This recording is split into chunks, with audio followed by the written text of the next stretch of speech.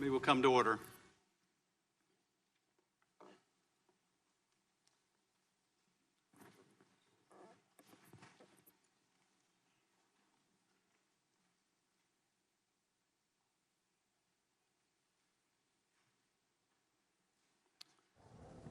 At the outset, and on behalf of my colleagues, I want to thank you, Special Counsel Mueller, for a lifetime of service to the country. Your report, for those who have taken the time to study it, is methodical and it is devastating. For it tells the story of a foreign adversary's sweeping and systematic intervention in a close U.S. presidential election. That should be enough to deserve the attention of every American, as you well point out. But your report tells another story as well. For the story of the 2016 election is also a story about disloyalty to country, about greed, and about lies. Your investigation determined that the Trump campaign, including Donald Trump himself, knew that in our election and welcomed it, built Russia into their strategy, and used it. Disloyalty to country. Those are strong words, but how else are we to describe a presidential campaign which did not inform the authorities of a foreign offer of dirt on their opponent, which did not publicly shun it or turn it away, but which instead invited it, encouraged it, and made full use of it? That disloyalty may not have been criminal, constrained by uncooperative witnesses, the destruction of documents, and the use of encrypted communications. Your team was not able to establish each of the elements of the crime of conspiracy beyond a reasonable doubt, so not a provable crime in any event. But I think maybe something worse. A crime is the violation of law written by Congress, but disloyalty to country violates the very oath of citizenship, our devotion to a core principle on which our nation was founded, that we, the people, and not some foreign power that wishes us ill, we decide who governs us. This is also a story about money, about greed and corruption, about the leadership of a campaign willing to compromise the nation's interest, not only to win, but to make money at the same time. About a campaign chairman indebted to pro-Russian interests who tried to use his position to clear his debts and make millions. About a national security advisor using his position to make money from still other foreign interests. And about a candidate trying to make more money than all of them put together through a real estate project that to him was worth a fortune, hundreds of millions of dollars, and the realization of a lifelong ambition, a Trump Tower in the heart of Moscow. A candidate who, in fact, viewed his whole campaign as the greatest infomercial in history.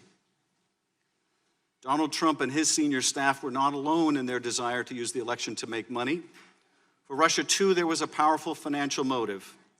Putin wanted relief from U.S. economic sanctions imposed in the wake of Russia's invasion of Ukraine and over human rights violations. The secret Trump Tower meeting between the Russians and senior campaign officials was about sanctions. The secret conversations between Flynn and the Russian ambassador were about sanctions. Trump and his team wanted more money for themselves, and the Russians wanted more money for themselves and for their oligarchs. But the story doesn't end here either. For your report also tells a story about lies. Lots of lies. Lies about a gleaming tower in Moscow and lies about talks with the Kremlin. Lies about the firing of FBI Director James Comey and lies about efforts to fire you, Director Mueller, and lies to cover it up. Lies about secret negotiations with the Russians over sanctions and lies about WikiLeaks. Lies about polling data and lies about hush money payments. Lies about meetings in the Seychelles to set up secret back channels and lies about a secret meeting in New York Trump Tower. Lies to the FBI, lies to your staff, and lies to this committee. Lies to obstruct an investigation into the most serious attack on our democracy by a foreign power in our history. That is where your report ends, Director Mueller, with a scheme to cover up, obstruct, and deceive every bit as systematic and pervasive as the Russian disinformation campaign itself, but far more pernicious since this rot came from within. Even now, after 448 pages and 2 volumes, the deception continues. The president and his acolytes say your report found no collusion, though your report explicitly declined to address that question, since collusion can involve both criminal and non-criminal conduct. Your report laid out multiple offers of Russian help to the Trump campaign, the campaign's acceptance of that help, and overt acts in furtherance of Russian help. To most Americans, that is the very definition of collusion, whether it is a crime or not. They say your report found no evidence of obstruction, though you outline numerous actions by the president intended to obstruct the investigation. They say the president has been fully exonerated, though you specifically declare you could not exonerate him. In fact, they say your whole investigation was nothing more than a witch hunt, that the Russians didn't interfere in our election, that it's all a terrible hoax. The real crime, they say, is not that the Russians intervened to help Donald Trump, but that the FBI had the temerity to investigate it when they did. But worst of all, worse than all the lies and the greed, is the disloyalty to country.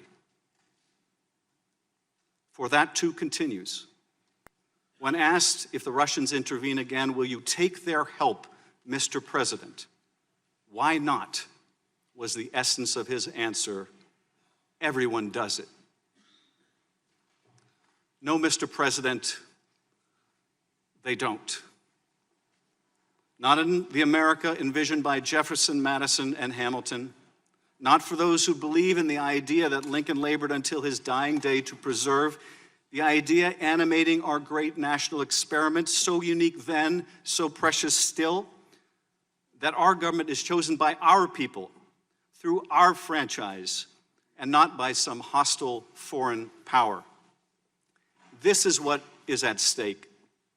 Our next election and the one after that, for generations to come, our democracy. This is why your work matters, Director Mueller.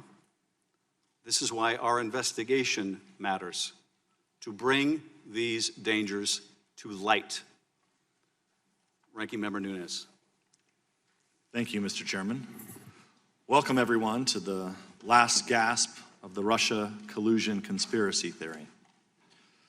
As Democrats continue to foist this spectacle on the American people, as well as you, Mr. Mueller, the American people may recall the media first began spreading this conspiracy theory in the spring of 2016, when Fusion GPS, funded by the DNC and the Hillary Clinton campaign, started developing the Steele dossier, a collection of outlandish accusations that Trump and his associates were Russian agents. Fusion GPS, Steele, and other Confederates fed these absurdities to naive or partisan reporters and to top officials in numerous government agencies, including the FBI, the Department of Justice, and the State Department. Among other things, the FBI used dossier allegations to obtain a warrant to spy on the Trump campaign. Despite acknowledging dossier allegations as being salacious and unverified, former FBI Director James Comey briefed those allegations to President Obama and President-elect Trump. Those briefings conveniently leaked to the press, resulting in the publication of the dossier and launching thousands of false press stories based on the word of a foreign ex-spy, one who admitted he was desperate that Trump lose the election and who was eventually fired as an FBI source for leaking to the press. After Comey himself was fired, by his own admission, he leaked derogatory information on President Trump to the press for the specific purpose, and successfully so, of engineering the appointment of a special counsel who sits here before us today. The FBI investigation was marred by further corruption and bizarre abuses. Top DOJ official Bruce Orr, whose own wife worked on Fusion GPS's anti-Trump operation, fed Steele's information to the FBI even after the FBI fired Steele.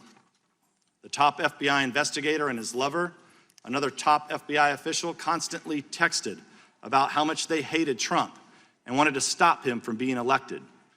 And the entire investigation was opened based not on Five Eyes intelligence, but on a tip from a foreign politician about a conversation involving Joseph Mifsud. He's a Maltese diplomat who's widely portrayed as a Russian agent, but seems to have far more connections with Western governments, including our own FBI and our own State Department, than with Russia. Brazenly ignoring all these red flags, as well as the transparent absurdity of the claims they are making, the Democrats have argued for nearly 3 years that evidence of collusion is hidden just around the corner. Like the Loch Ness Monster, they insist it's there, even if no one can find it. Consider this. In March 2017, Democrats on this committee said they had more than circumstantial evidence of collusion, but they couldn't reveal it yet. Mr. Mueller was soon appointed, and they said he would find the collusion. Then when no collusion was found in Mr. Mueller's indictments, the Democrats said we'd find it in his final report. Then when there was no collusion in the report, we were told Attorney General Barr was hiding it. Then when it was clear Barr wasn't hiding anything, we were told it will be revealed through a hearing with Mr. Mueller himself. And now that Mr. Mueller is here, they are claiming that the collusion has actually been in his report all along, hidden in plain sight. And they're right. There is collusion in plain sight. Collusion between Russia and the Democratic Party. The Democrats colluded with Russian sources to develop the Steele dossier, and Russian lawyer Natalia Vesnitskaya colluded with the dossier's key architect, Fusion GPS head Glenn Simpson. The Democrats have already admitted, both in interviews and through their usual anonymous statements to reporters, that today's hearing is not about getting information at all. They said they want to, quote, bring the Mueller report to life and create a television moment through ploys like having Mr. Mueller recite passages from his own report. In other words, this hearing is political theater. It's a Hail Mary attempt to convince the American people that collusion is real and that it's concealed in the report. Granted, that's a strange argument to make about a report that is public. It's almost like the Democrats prepared arguments accusing Mr. Barr of hiding the report and didn't bother to update their claims once he published the entire thing. Among congressional Democrats, the Russia investigation was never about finding the truth. It's always been a simple media operation. By their own accounts, this operation continues in this room today. Once again, numerous pressing issues this committee needs to address are put on hold to indulge the political fantasies of people who believed it was their destiny to serve Hillary Clinton's administration. It's time for the curtain to close on the Russia hoax. The conspiracy theory is dead. At some point, I would argue, we're going to have to get back to work. Until then, I yield back the balance of my time. To ensure fairness and make sure that our hearing is prompt, I know we got a late start, Director Mueller. The hearing will be structured as follows. Each member of the committee will be afforded 5 minutes to ask questions, beginning with the chair and ranking member. As chair, I will recognize thereafter in alternating fashion and descending order of seniority members of the majority and minority. After each member has asked his or her questions, the ranking member will be afforded an additional 5 minutes to ask questions, followed by the chair, who will have additional 5 minutes for questions. The ranking member and the chair will not be permitted to delegate or yield our final round of questions to any other member. After 6 members of the majority and 6 members of the minority have concluded their 5-minute rounds of questions, we'll take a 5 or 10-minute break that we understand you've requested before resuming the hearing with Congressman Swalwell starting his round of questions. Special Counsel Mueller is accompanied today by Aaron Zebley, who served as Deputy Special Counsel from May 2017 until May 2019 and had day-to-day oversight of the Special Counsel's investigation. Mr. Mueller and Mr. Zebley resigned from the Department of Justice at the end of May 2019 when the Special Counsel's office was closed. Both Mr. Mueller and Mr. Zebley will be available to answer questions today and will be sworn in consistent with the rules of the House and the committee. Mr. Mueller and Mr. Zebley's appearance today before the committee is in keeping with the committee's longstanding practice of receiving testimony from current or former Department of Justice and FBI personnel regarding open and closed investigative matters. As this hearing is under oath and before we begin your testimony, Mr. Mueller and Zebley, would you please rise and raise your right hands to be sworn?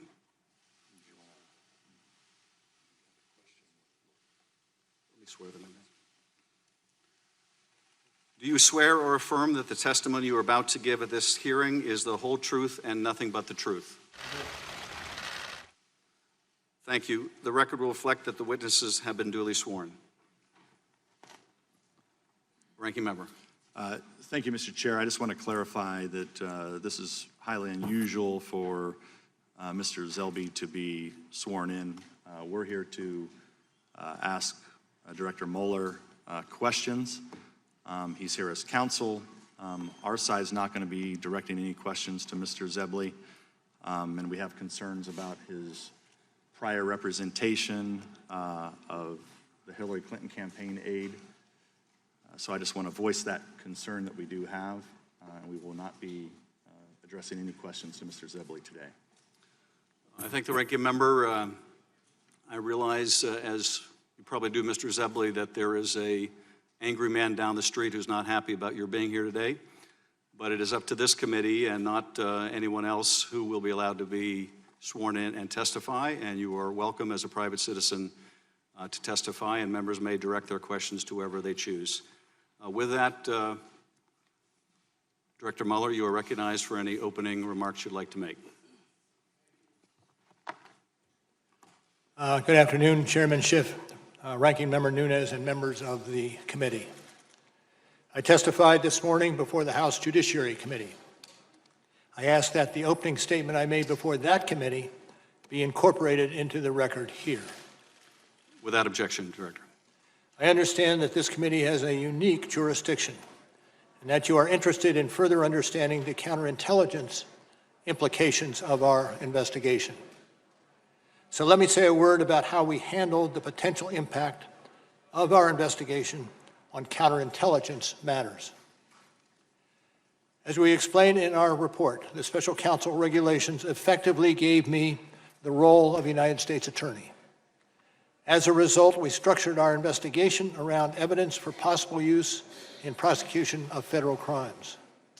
We did not reach what you would call counterintelligence conclusions. We did, however, set up processes in the office to identify and pass counterintelligence information onto the FBI. Members of our office periodically brief the FBI about counterintelligence information. In addition, there were agents and analysts from the FBI who were not on our team, but whose job it was to identify counterintelligence information in our files and to disseminate that information to the FBI. For these reasons, questions about what the FBI has done with the counterintelligence information obtained from our investigation should be directed to the FBI. I also want to reiterate a few points that I made this morning. I am not making any judgments or offering opinions about the guilt or innocence in any pending case. It is unusual for a prosecutor to testify about a criminal investigation, and given my role as a prosecutor, there are reasons why my testimony will necessarily be limited. First, public testimony could affect several ongoing matters. In some of these matters, court rules or judicial orders limit the disclosure of information to protect the fairness of the proceedings. And consistent with longstanding Justice Department policy, it would be inappropriate for me to comment in any way that could affect an ongoing matter. Second, the Justice Department has asserted privileges concerning investigative information and decisions, ongoing matters within the Justice Department, and deliberations within our office. These are Justice Department privileges that I will respect. The Department has released a letter discussing the restrictions on my testimony. but I therefore will not be able to answer questions about certain areas that I know are of public interest. For example, I am unable to address questions about the opening of the FBI's Russia investigation, which occurred months before my appointment, or matters related to the so-called Steele dossier. These matters are the subject of ongoing review by the Department. Any questions on these topics should therefore be directed to the FBI or the Justice Department.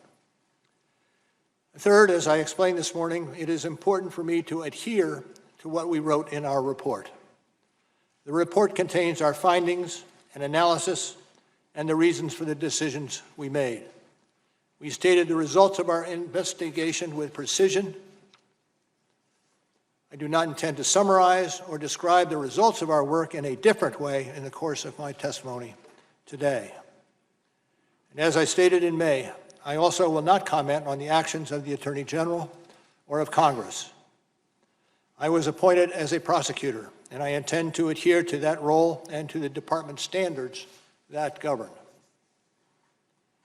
Finally, as I said this morning, over the course of my career, I have seen a number of challenges to our democracy.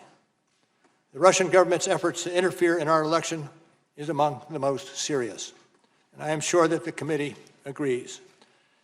Now, before we go to questions, I want to add one correction to my testimony this morning. I want to go back to one thing that was said this morning by Mr. Liu, who said, and I quote, "You didn't charge the president because of the OLC opinion." That is not the correct way to say it. As we say in the report, and as I said at the opening, we did not reach a determination as to whether the president committed a crime. And with that, Mr. Chairman, I'm ready to answer questions. Thank you, Director Mueller. I recognize myself for 5 minutes. Director Mueller, your report describes a sweeping and systematic effort by Russia to influence our presidential election. Is that correct? That is correct.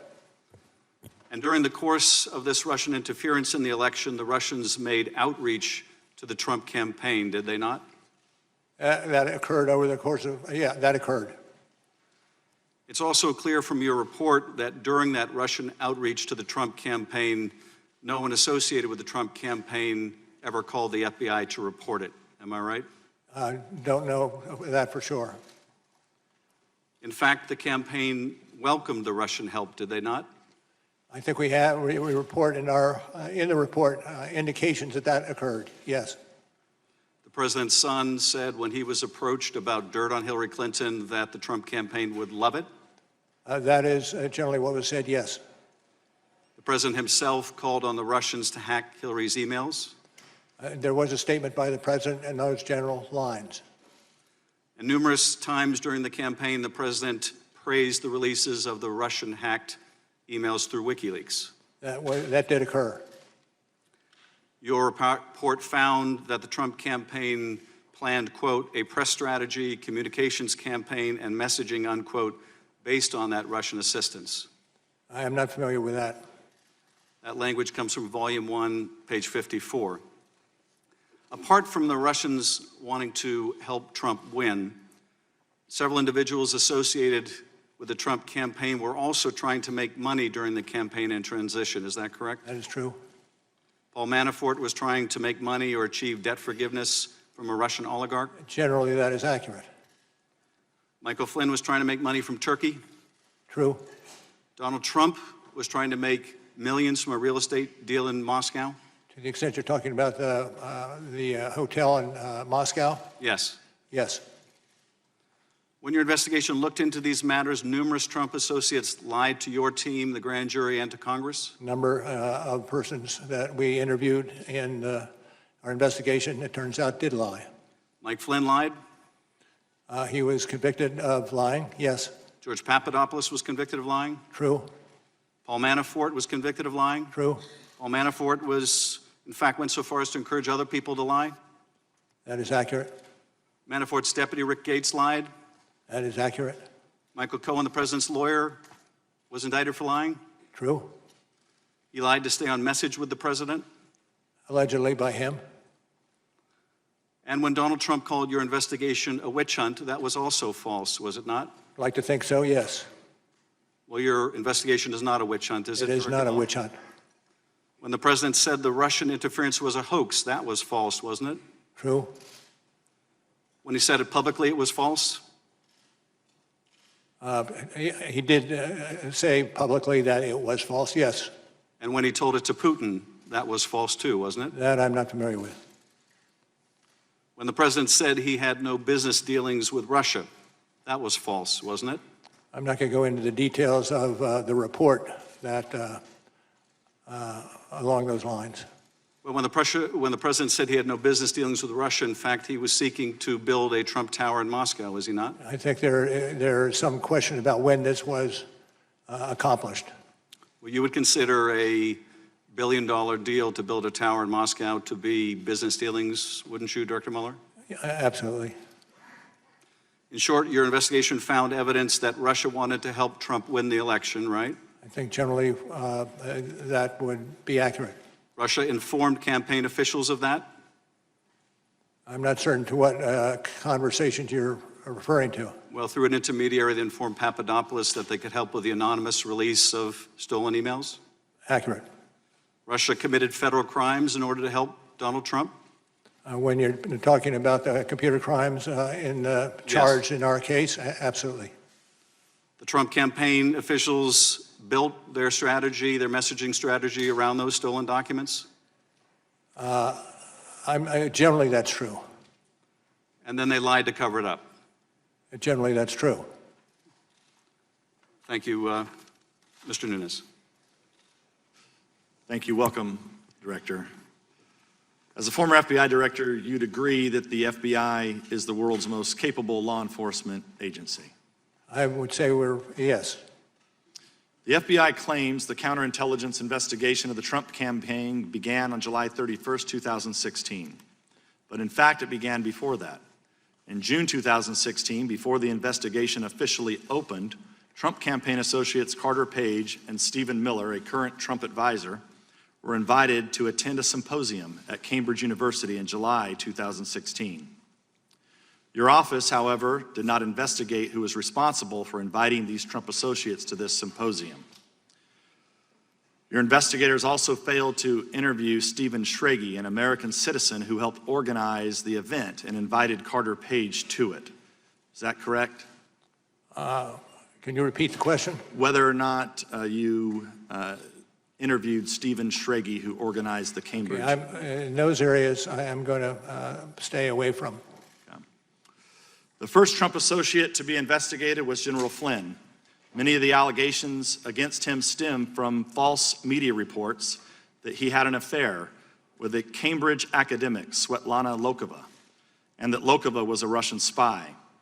Some of these allegations were made public in a 2017 article written by British intelligence historian Christopher Andrew. Your report fails to reveal how or why Andrew and his collaborator, Richard Dearlove, former head of Britain's MI6, spread these allegations. And you failed to interview Svetlana Lokova about these matters. Is that correct? I'm not going to get into those matters to which you refer. You had a team of 19 lawyers, 40 agents, and an unlimited budget, correct, Mr. Mueller? I would not say we had an unlimited budget. Let's continue with the opening of the investigation, supposedly on July 31st, 2016. The investigation was not opened based on an official product from Five Eyes Intelligence, but based on a rumor conveyed by Alexander Downer. On volume 1, page 89, your report describes him blandly as a representative of a foreign government. But he was actually a long-time Australian politician, not a military or intelligence official, who had previously arranged a $25 million donation to the Clinton Foundation and has previous ties to Dearlove. So Downer conveys a rumor he supposedly heard about a conversation between Papadopoulos and Joseph Mifsud. James Comey has publicly called Mifsud a Russian agent, yet your report does not refer to Mifsud as a Russian agent. Mifsud has extensive contacts with Western governments and the FBI. For example, there is a recent photo of him standing next to Boris Johnson, the new Prime Minister of Great Britain. What we're trying to figure out here, Mr. Mueller, is if our NATO allies or Boris Johnson have been compromised. So we're trying to figure out, Comey says Mifsud is a Russian agent, you do not. So do you stand by what's in the report? I'd stand by that which is in the report and not so necessarily with that which is not in the report. I want to return to Mr. Downer.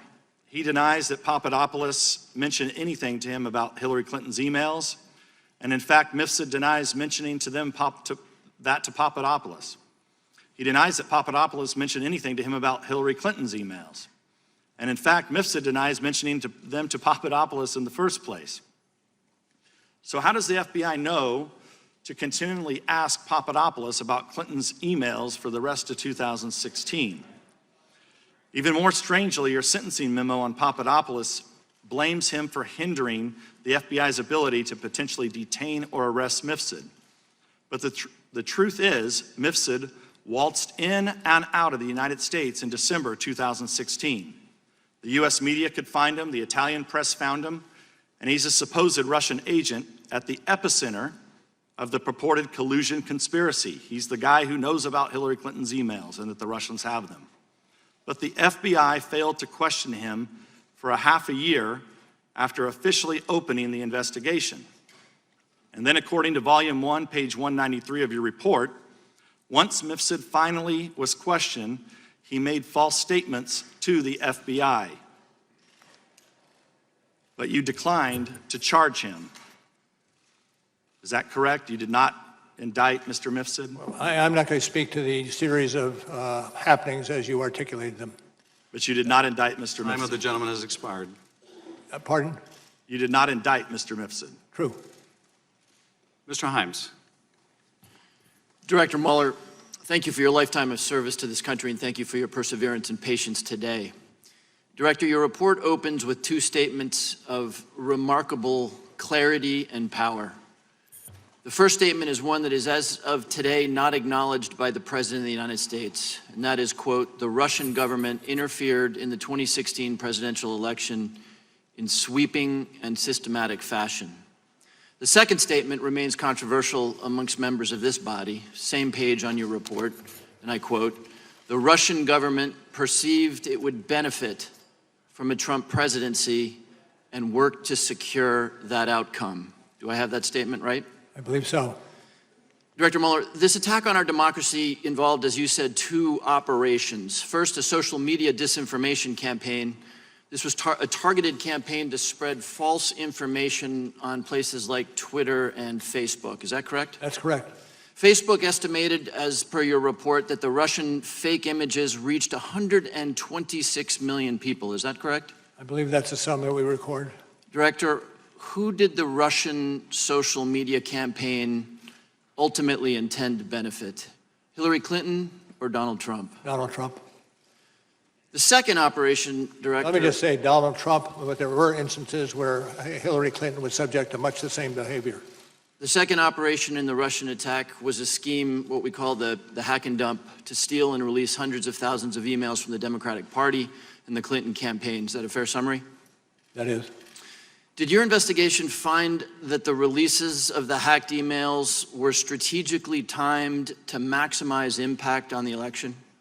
I'd have to refer you to our report on that question. Page 36, I quote, the release of the documents was designed and timed to interfere with the 2016 U.S. presidential election. Mr. Mueller, which presidential candidate was Russia's hacking and dumping operation designed to benefit, Hillary Clinton or Donald Trump? Mr. Trump. Mr. Mueller, is it possible that this sweeping and systematic effort by Russia actually had an effect on the outcome of the presidential election? Those issues are being or have been investigated by other entities.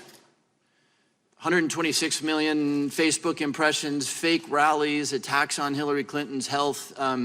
Would you rule out that it might have had some effect on the election? I'm not going to speculate. Mr. Mueller, your report describes a third avenue of attempted Russian interference. That is the numerous links and contacts between the Trump campaign and individuals tied to the Russian government. Is that correct? Could you repeat that question? Your report describes what is called a third avenue of Russian interference, and that's the links and contacts between the Trump campaign and individuals tied to the Russian government. Yes.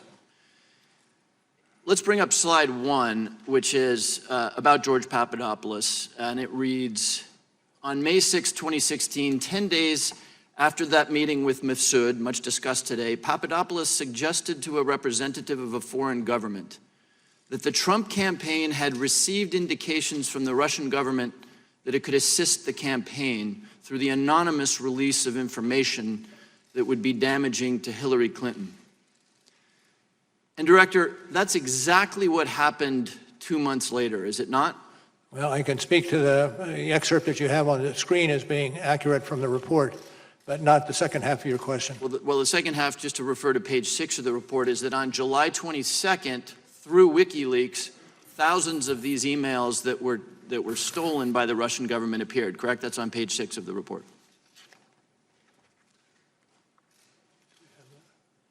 This is the WikiLeaks posting of those emails. I can't find it quickly, but please continue. Okay. So just to be clear, before the public or the FBI ever knew, the Russians previewed for a Trump campaign official, George Papadopoulos, that they had stolen emails that they could release anonymously to help Donald Trump and hurt Hillary Clinton. Is that correct? I'm not going to speak to that. Director, rather than report this contact with Joseph Mifsud and the notion that there was dirt that the campaign could use, rather than report that to the FBI that I think most of my constituents would expect an individual to do, Papadopoulos in fact lied about his Russian contacts to you. Is that not correct? That's true. We have an election coming up in 2020, Director. If a campaign receives an offer of dirt from a foreign individual or a government, generally speaking, should that campaign report those contacts? Should be. It can be, depending on the circumstances of crime. I will yield back the balance of my time. Mr. Conaway. Thank you. Mr. Mueller, did anyone ask you to exclude anything from your report that you felt should have been in the report? I don't think so, but it's not a small report. But no one asked you specifically to exclude something that you believe should have been in there? Not that I can recall, no. I yield the balance of my time to Mr. Ratcliffe. Thank you. Thank the gentleman for yielding. Good afternoon, Director Mueller. In your May 29th press conference, and again in your opening remarks this morning, you made it pretty clear you wanted the special counsel report to speak for itself. You said at your press conference that that was the office's final position and we will not comment on any other conclusions or hypotheticals about the president. Now, you spent the last few hours of your life from Democrats trying to get you to answer all kinds of hypotheticals about the president, and I expect that it may continue for the next few hours of your life. I think you've stayed pretty much true to what your intent and desire was, but I guess regardless of that, the special counsel's office is closed and it has no continuing jurisdiction or authority. So what would be your authority or jurisdiction for adding new conclusions or determinations to the special counsel's written report? As to the latter, I don't know or expect changes in conclusions that we included in our report. So to that point, you addressed one of the issues that I needed to, which was from your testimony this morning, which some construed as a change to the written report. You talked about the exchange that you had with Congressman Liu. I wrote it down a little bit different. I want to ask you about it so that the record's perfectly clear. I recorded that he asked you, quote, the reason you did not indict Donald Trump is because of the OLC opinion stating you cannot indict a sitting president, to which you responded, that is correct. That response is inconsistent. I think you'll agree with your written report. I want to be clear that it is not your intent to change your written report. It is your intent to clarify the record to that. As I started today, this afternoon, and added either a footnote or an endnote, what I wanted to clarify is the fact that we did not make any determination with regard to culpability in any way. We did not start that process down the road. Terrific. Thank you for clarifying the record. A stated purpose of your appointment as special counsel was to ensure a full and thorough investigation of the Russian government efforts to interfere in the 2016 presidential election. As part of that full and thorough investigation, what determination did the special counsel office make about whether the Steele dossier was part of the Russian government efforts to interfere in the 2016 presidential election? Again, when it comes to Mr. Steele, I defer to the Department of Justice. Well, first of all, Director, I very much agree with your determination that Russia's efforts were sweeping and systematic. I think it should concern every American. That's why I want to know just how sweeping and systematic those efforts were. I want to find out if Russia interfered with our election by providing false information through sources to Christopher Steele about a Trump conspiracy that you determined didn't exist. Well, again, I'm not going to discuss the issues with regard to Mr. Steele.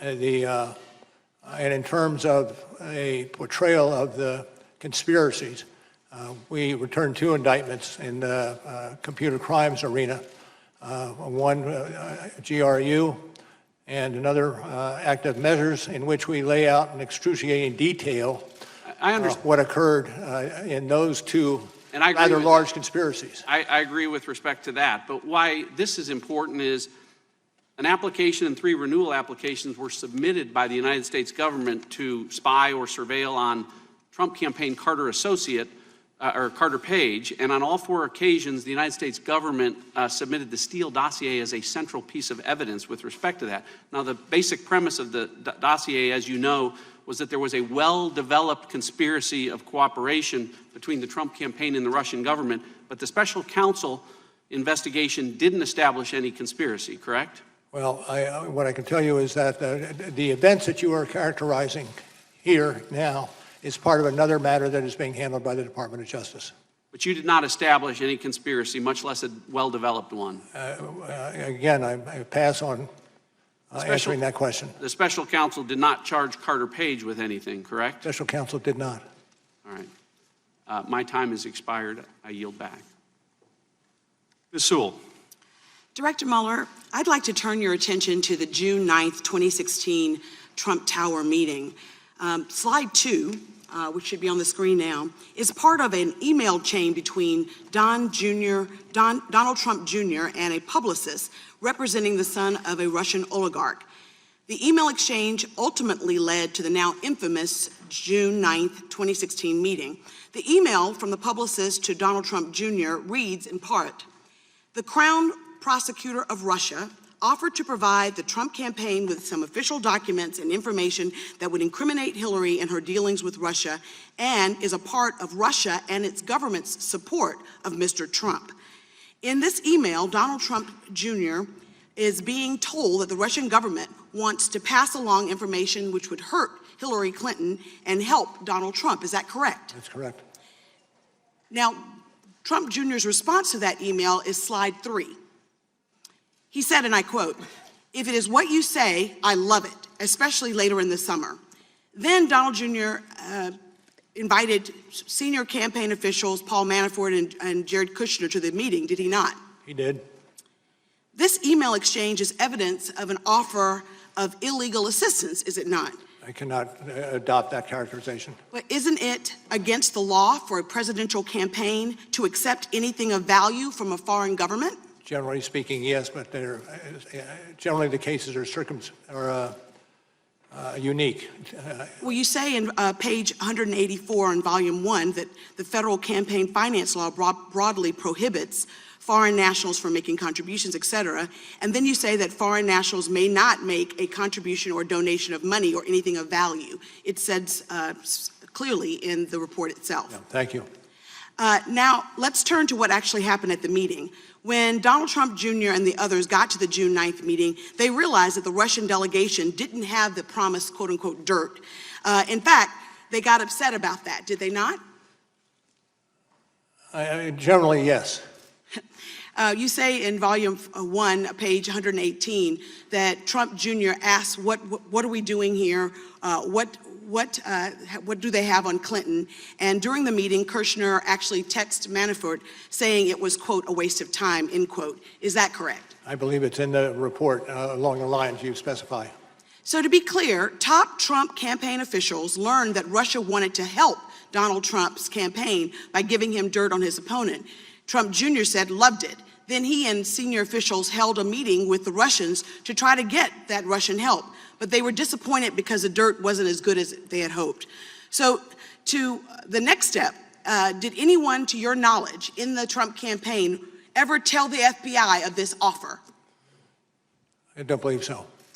Did Donald Trump Jr. tell the FBI that they received an offer of help from the Russians? I'm going to, that's about all I'll say on this aspect of it. Wouldn't it be true, sir, that if they had reported it to the FBI or anyone in that campaign during the course of your 2-year investigation, you would have uncovered such a... I would hope, yes. Yes.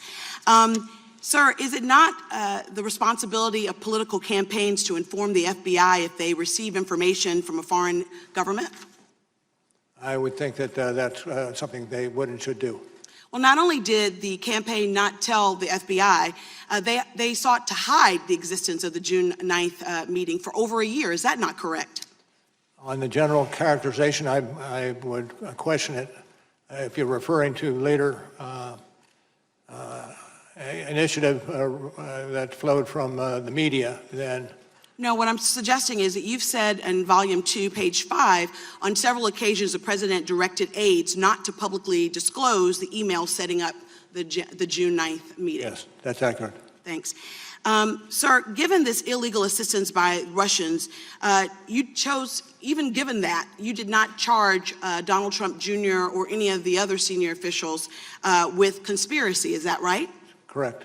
And while it when may you're not... talking about, if you're talking about other individuals, you're talking about the attendees. Yes, that's on right. June 9, and that's right. accurate. So, Mr. Mueller, even though you didn't charge them with conspiracy, don't you think that the American people would be concerned that these 3 senior campaign officials eagerly sought a foreign adversary's help to win elections? And don't you think that reporting that is important, that we don't set a precedent for future elections? I can't accept that characterization.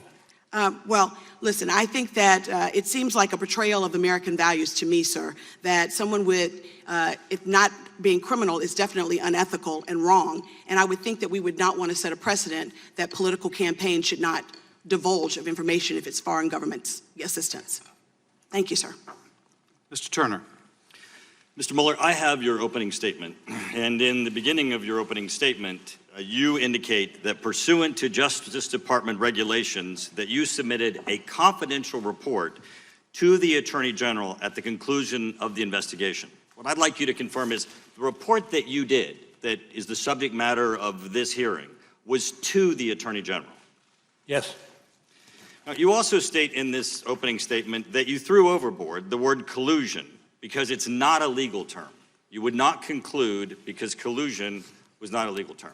Well, it depends on how you want to use the word. In the general parlance, people can think of it that way, but if you're talking about in the criminal statute arena, you can't, because it really it's much more aptly and accurately described as conspiracy. Right, so your words are it's not a legal term, so you didn't put it in your conclusion, correct? That's what your opening That's correct. statement says. Mr. Mueller, I want to talk about your powers and authorities. Now, the Attorney General in the appointment order gave you powers and authorities that reside in the Attorney General. Now, the Attorney General has no ability to give you powers and authority greater than the powers and authority of the Attorney General, correct? No, I don't believe, I think that is correct. Mr. Mueller, I want to focus on one word in your report. It's the second to the last word in the report. It's exonerate. The report states, accordingly, while this report does not conclude that the president committed a crime, it does not exonerate him. Now, in the judiciary hearing, in your prior testimony, you've already agreed with Mr. Radcliffe that exonerate is not a legal term, that there is not a legal test for this. So I have a question for you, Mr. Mueller.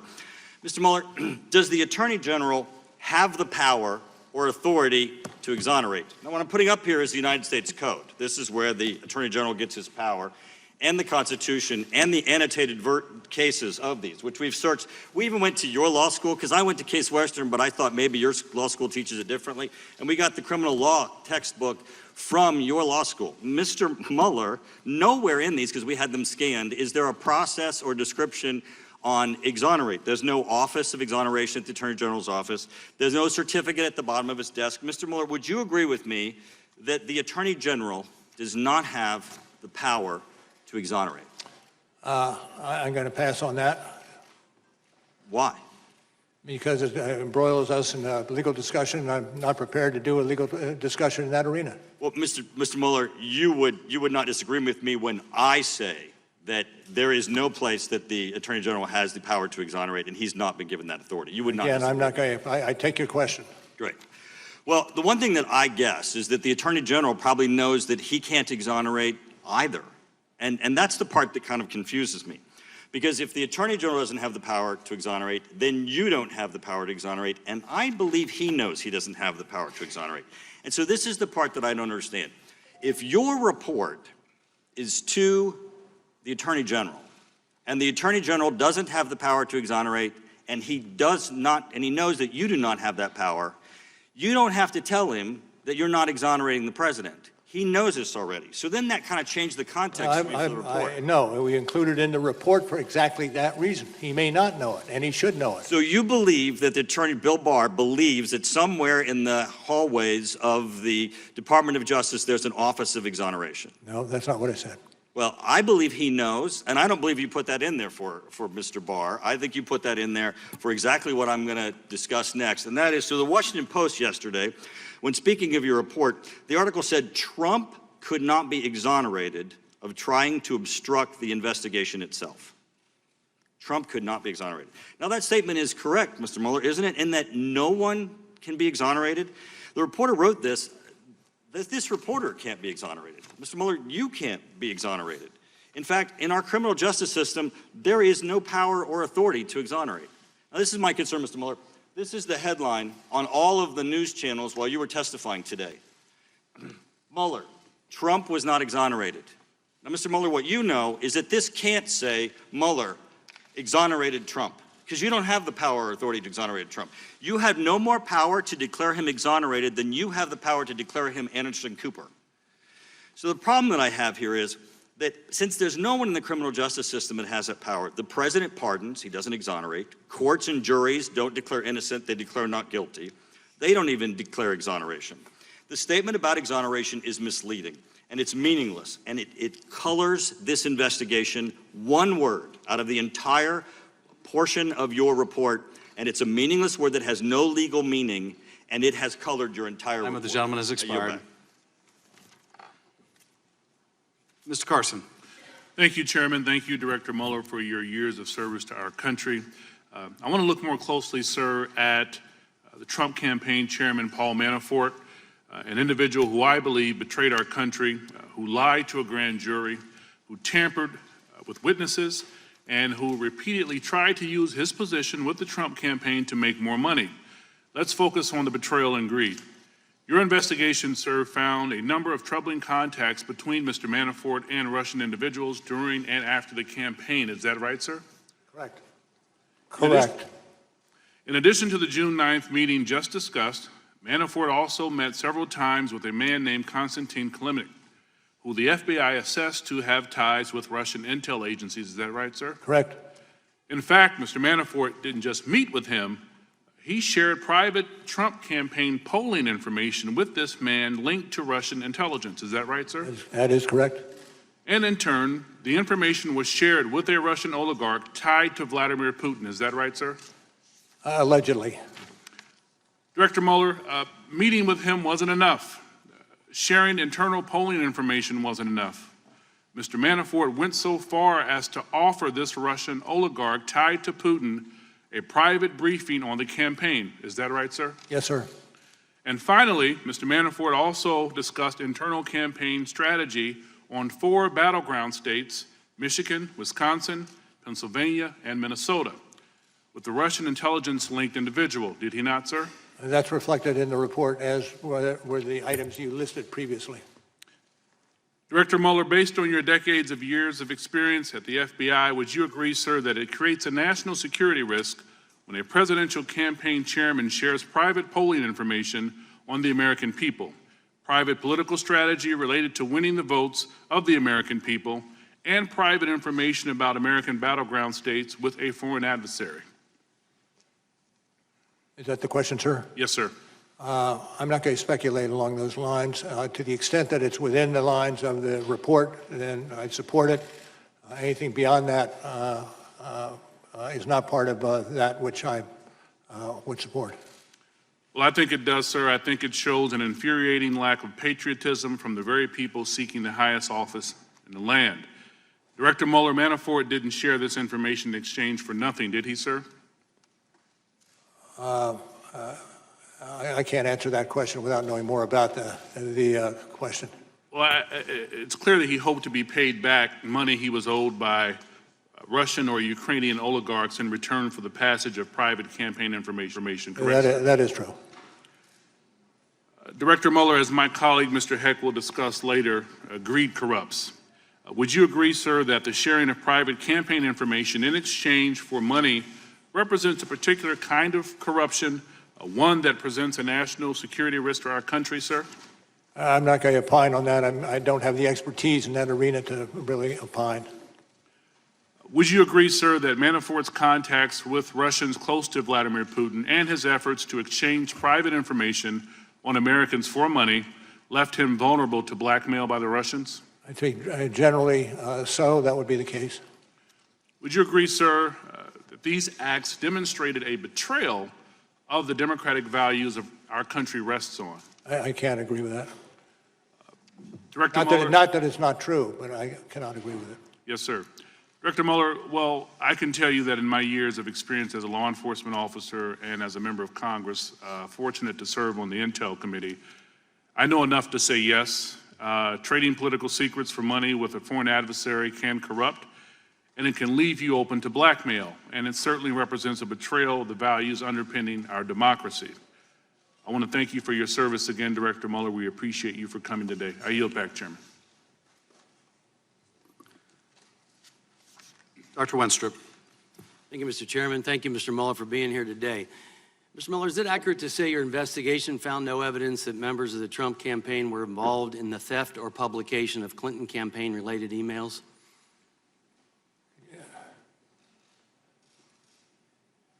Can you read, or can you repeat the question? Is it accurate to say your investigation found no evidence that members of the Trump campaign were involved in the theft or publication of the Clinton campaign-related emails? I don't know what the, well.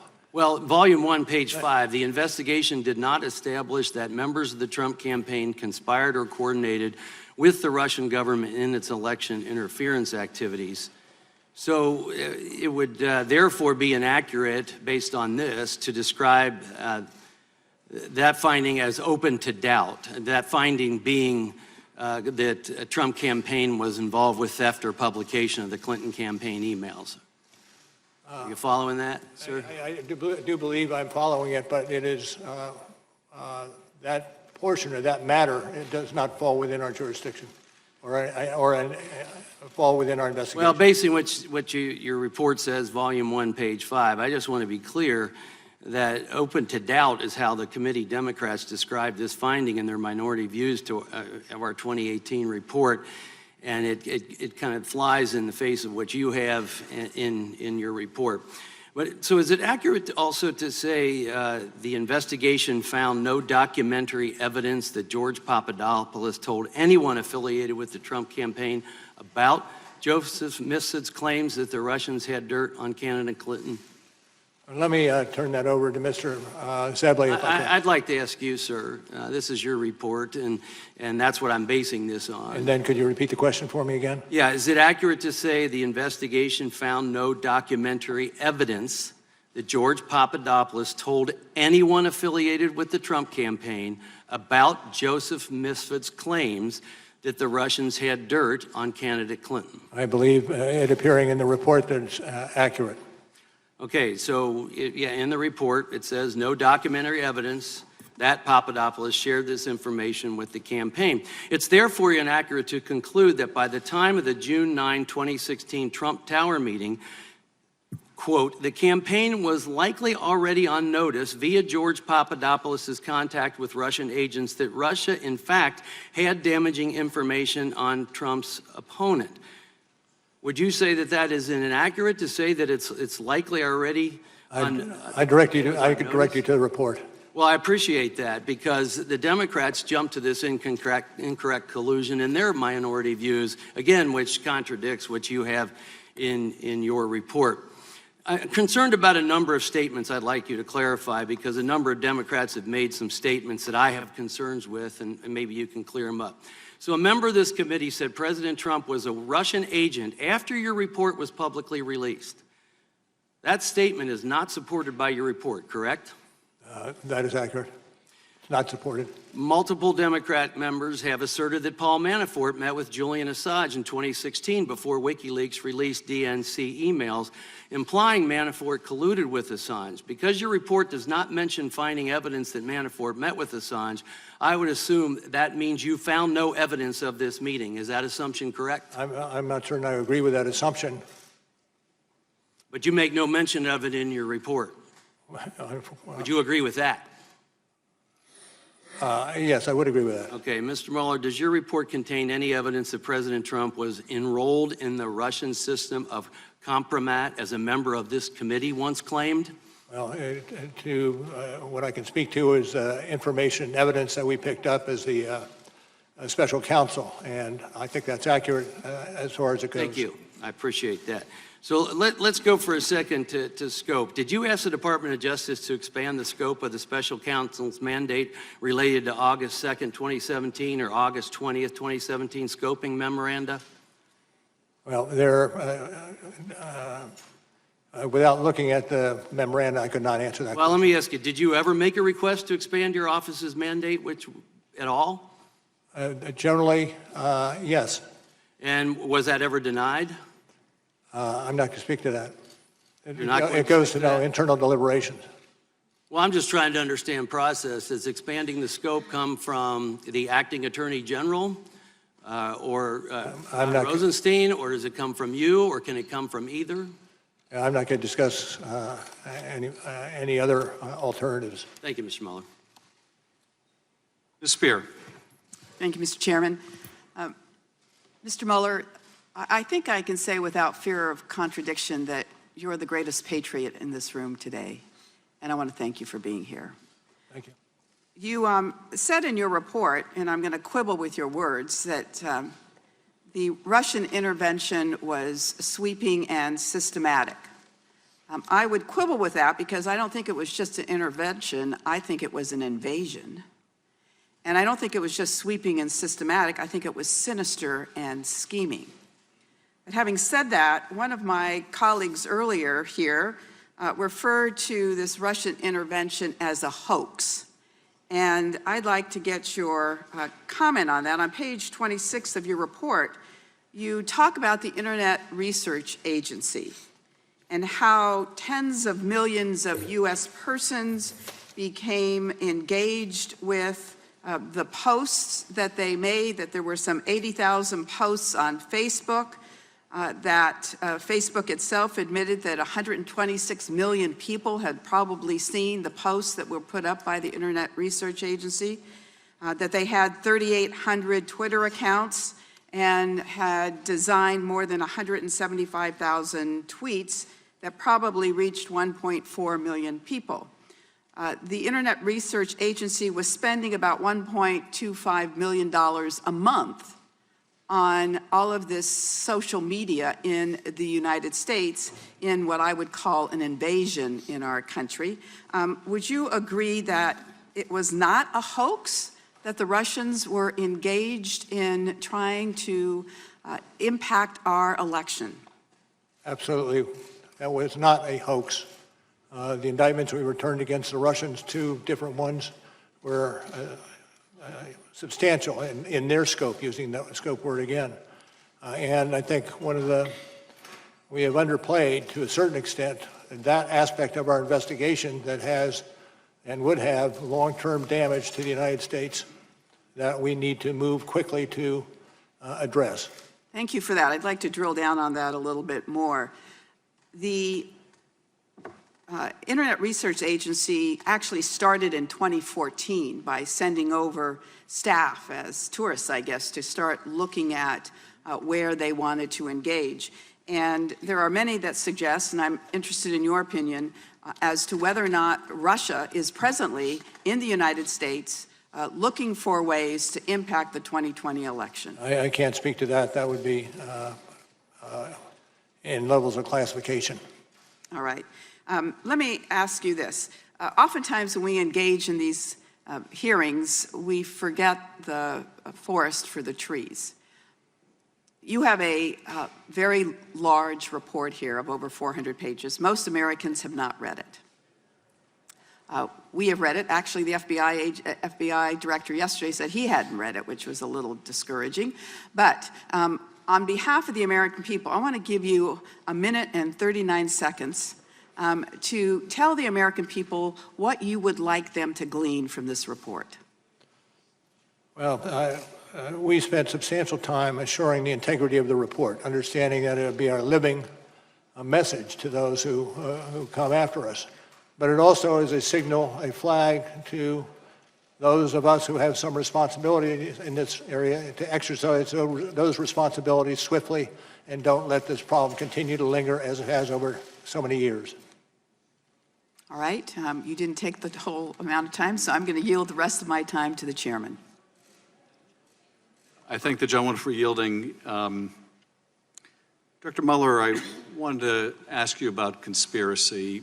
Generally, a conspiracy requires an offer of something illegal, the acceptance of that offer, and an overt act in furtherance of it. Is that correct? Correct. And Don Jr. was made aware that the Russians were offering dirt on his opponent, correct? I don't know that for sure, but one would assume, given presence at the meeting. And when you say that you would love to get that help, that would constitute an acceptance of the offer? It's a wide open request. And it would certainly be evidence of an acceptance if you say, when somebody offers you something illegal and you say, I would love it, that would be considered evidence of an acceptance. I'm going to stay away from any addressing one particular or two particular situations. Well, this particular situation, well, I'll have to continue in a bit. Now yield to Mr. Stewart. Mr. Mueller, it's been a long day. Thank you for being here. I do have a series of important questions for you, but before I do that, I want to take a moment to reemphasize something that my friend Mr. Turner has said. I've heard many people state no person is above the law. And many times recently they add not even the president, which I think is blazingly obvious to most of us. I'm having a little problem hearing you, sir.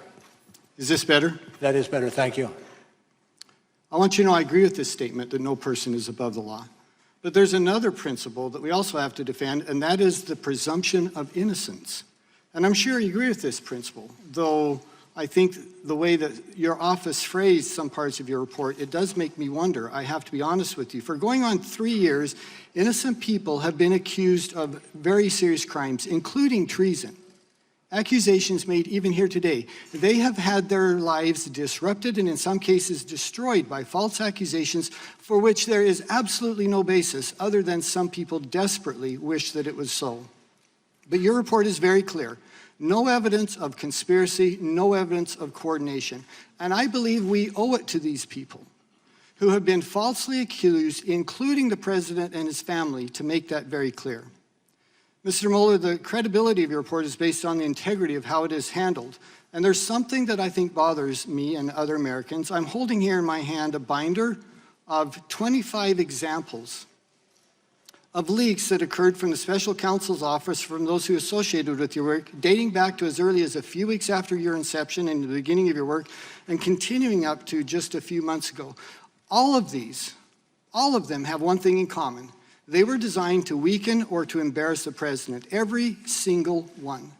Never was it leaked that you'd found no evidence of collusion.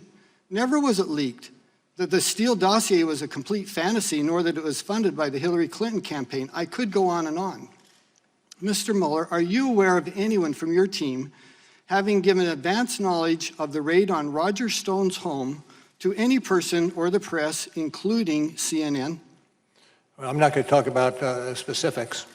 I will mention, but talk for a moment about persons who become involved in an investigation and the understanding that in a lengthy, thorough investigation, some persons will be under a cloud that should not be under a cloud.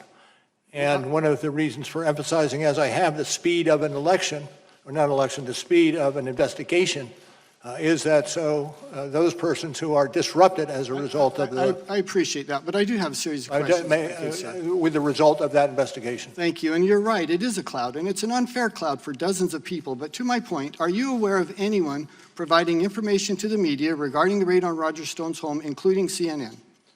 I'm not going to speak to that. Okay. Mr. Mueller, you sent a letter dated March 27th to Attorney General Barr in which you claimed the Attorney General's memo to Congress did not fully capture the context of your report. You stated earlier today that response was not authorized. Did you make any effort to determine who leaked this confidential letter? No, and I'm not certain. This is the letter of March 27th? Yes, sir. Okay, I'm not certain when it was publicized. I do know it was publicized, but I do not believe we would be responsible for the leaks.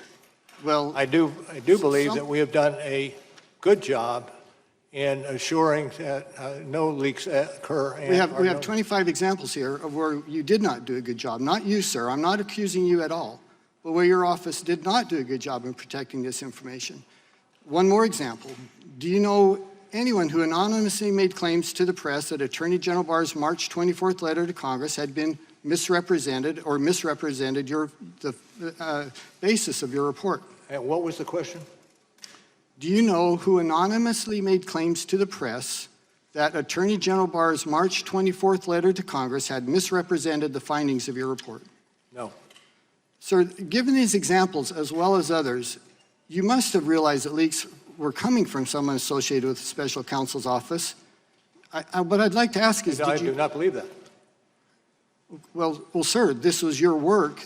You're the only one, your office is the only one who had information regarding this. It had to come from your office. Putting that aside, which leads me to my final question, did you do anything about it? From the outset, we've undertaken to make certain that we minimize the possibility of leaks. And I think we were successful over the 2 years that we were in operation. Well, I wish you'd been more successful, sir. I think it was disruptive to the American people. My time has expired. I yield back. Mr. Quigley. Thank you, Mr. Chairman. Director, thank you for being here.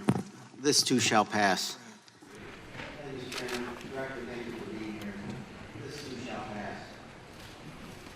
Earlier today, throughout the day, you have stated the policy that a seated president cannot be indicted, correct? Right. And my question this morning, you were asked, could a president be indicted after their service, correct? And your answer was that they could. Please speak to the microphone. I'm sorry, thank you. So they could. A follow-up question that should be concerning is, what if the president serves beyond the statute of limitations? I don't know the answer to that one. Would it not?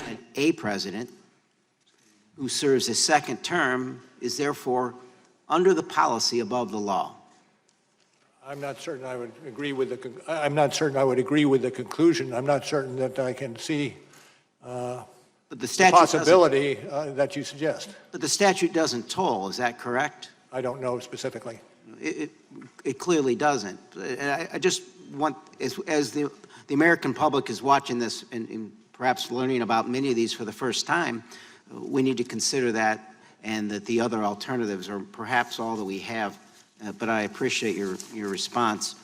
Earlier in questioning, someone mentioned that it was a question involving whether anyone in the Trump political world publicized the emails, whether or not that was the case. I just want to refer to volume 1, page 60, where we learned that Trump Jr. publicly tweeted a link to the leak of stolen Podesta emails in October of 2016. You're familiar with that? I am. So that would at least be a republishing of this information, would it not? I'm not certain I would agree. I'm not certain I would agree with that.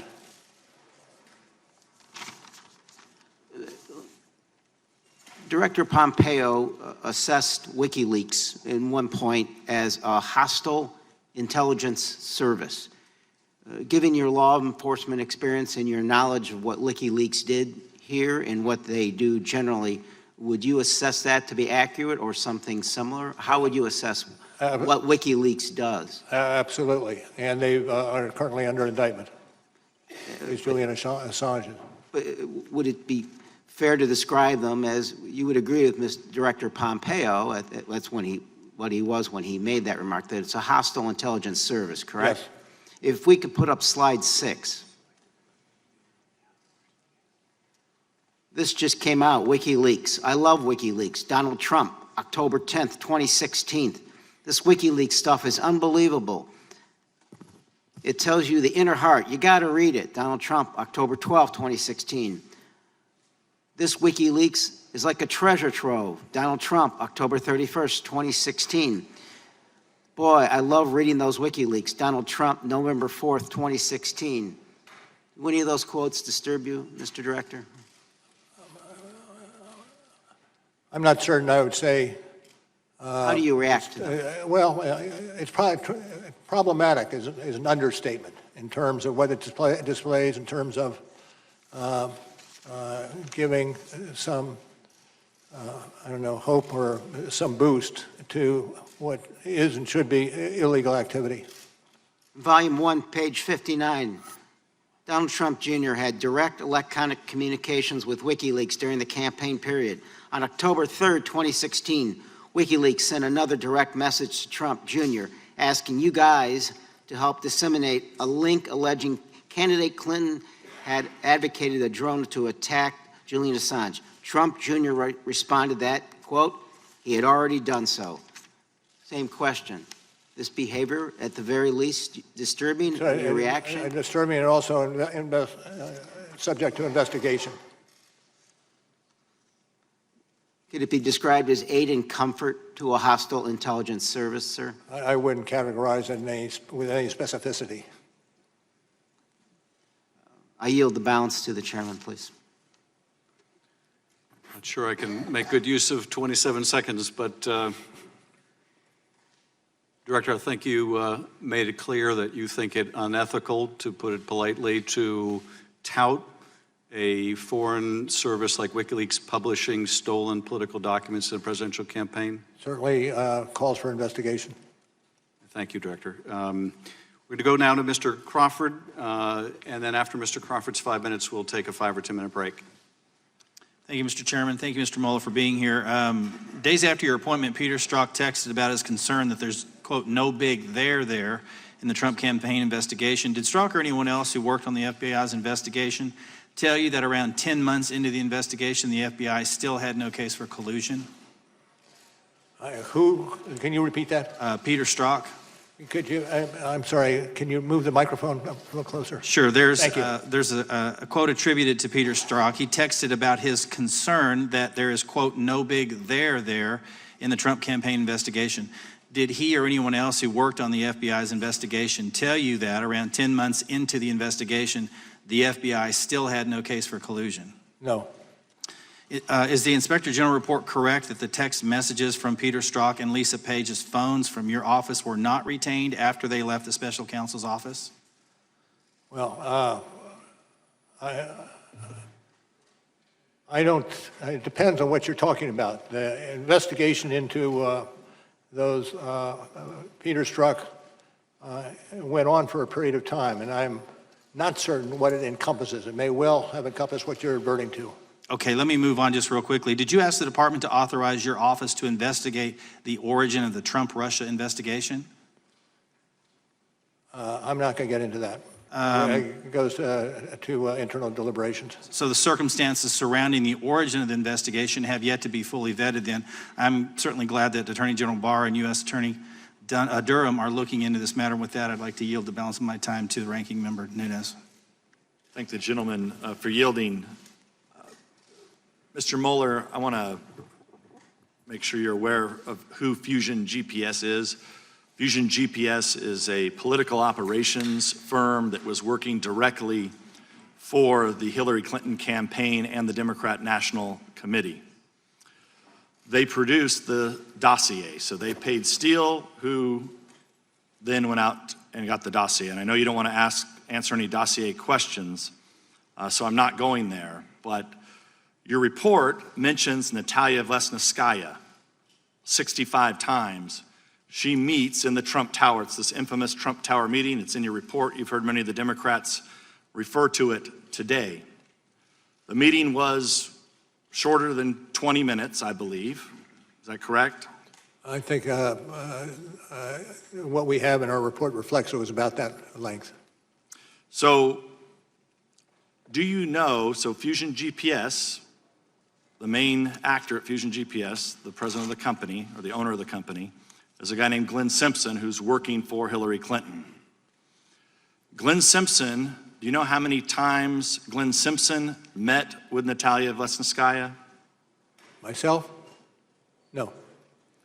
Would it surprise you that the Clinton campaign dirty ops arm met with Natalia Vlesnskaya more times than the Trump campaign did? Well, this is an area that I'm not going to get into, as I indicated at the outset.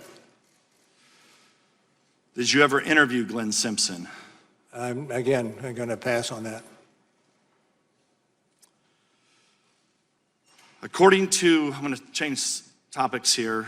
According to notes from the State Department official Kathleen Kavalak, Christopher Steele told her that former Russian intelligence head Trubnikov and Putin advisor Surkov were sources for the Steele dossier.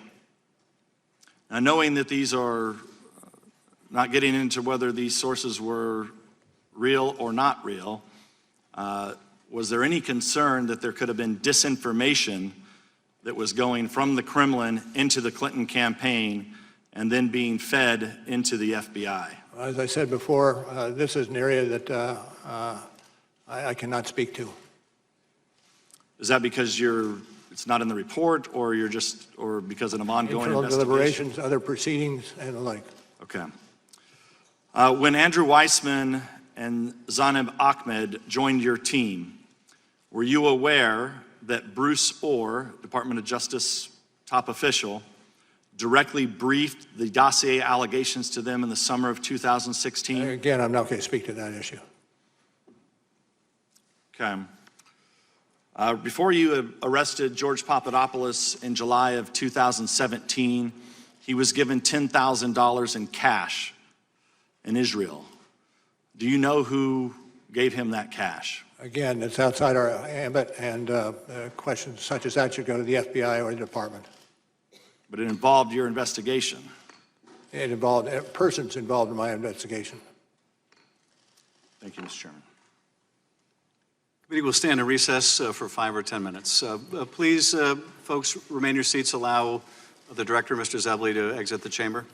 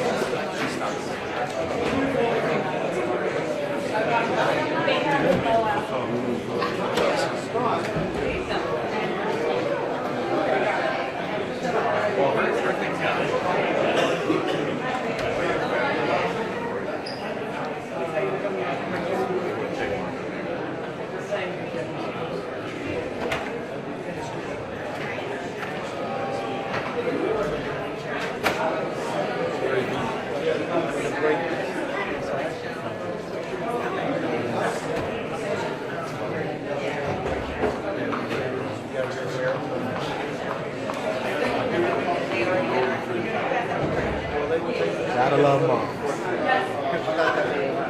It's nowhere near as big as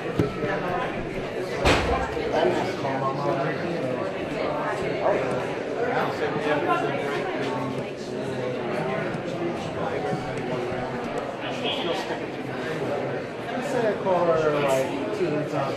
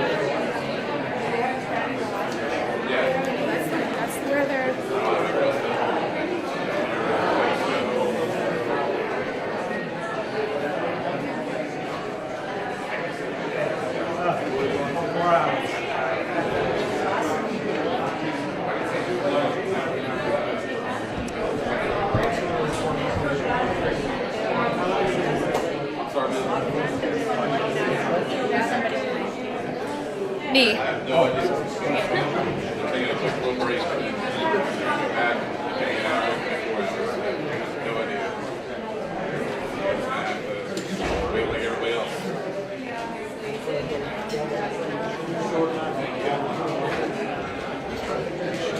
I know I did.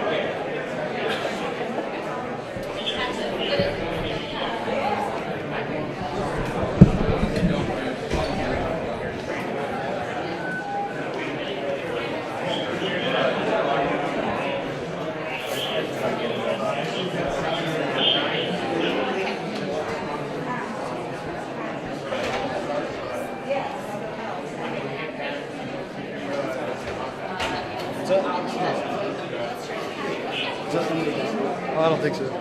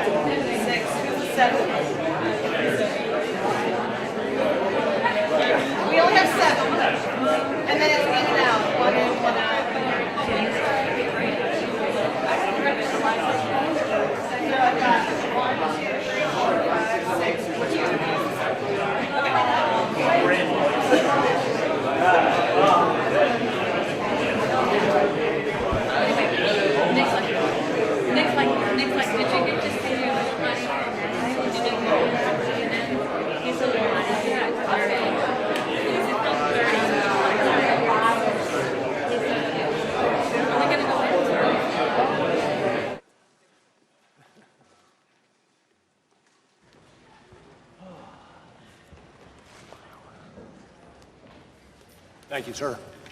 Thank you, Director. Mr. Swalwell, you are recognized. Thank you. Director Mueller, as a prosecutor, you would agree that if a witness or suspect lies or obstructs or tampers with witnesses or destroys evidence during an investigation, that generally that conduct can be used to show a consciousness of guilt. Would you agree with that? Yes. Let's go through the different people associated with the Trump campaign and this investigation who lied to you and other investigators to cover up their disloyal and unpatriotic conduct. If we could put Exhibit 8 up. Director Mueller, I'm showing you Campaign Chairman Paul Manafort, Political Advisor Roger Stone, Deputy Campaign Manager Rick Gates, National Security Advisor Michael Flynn, Donald Trump's personal attorney Michael Cohen, and Foreign Policy Advisor George Papadopoulos. These 6 individuals have each been charged, convicted, or lied to your office or other investigators. Is that right? Yes, although I look askance at Mr. Stone because he is he is in a different case here in D.C.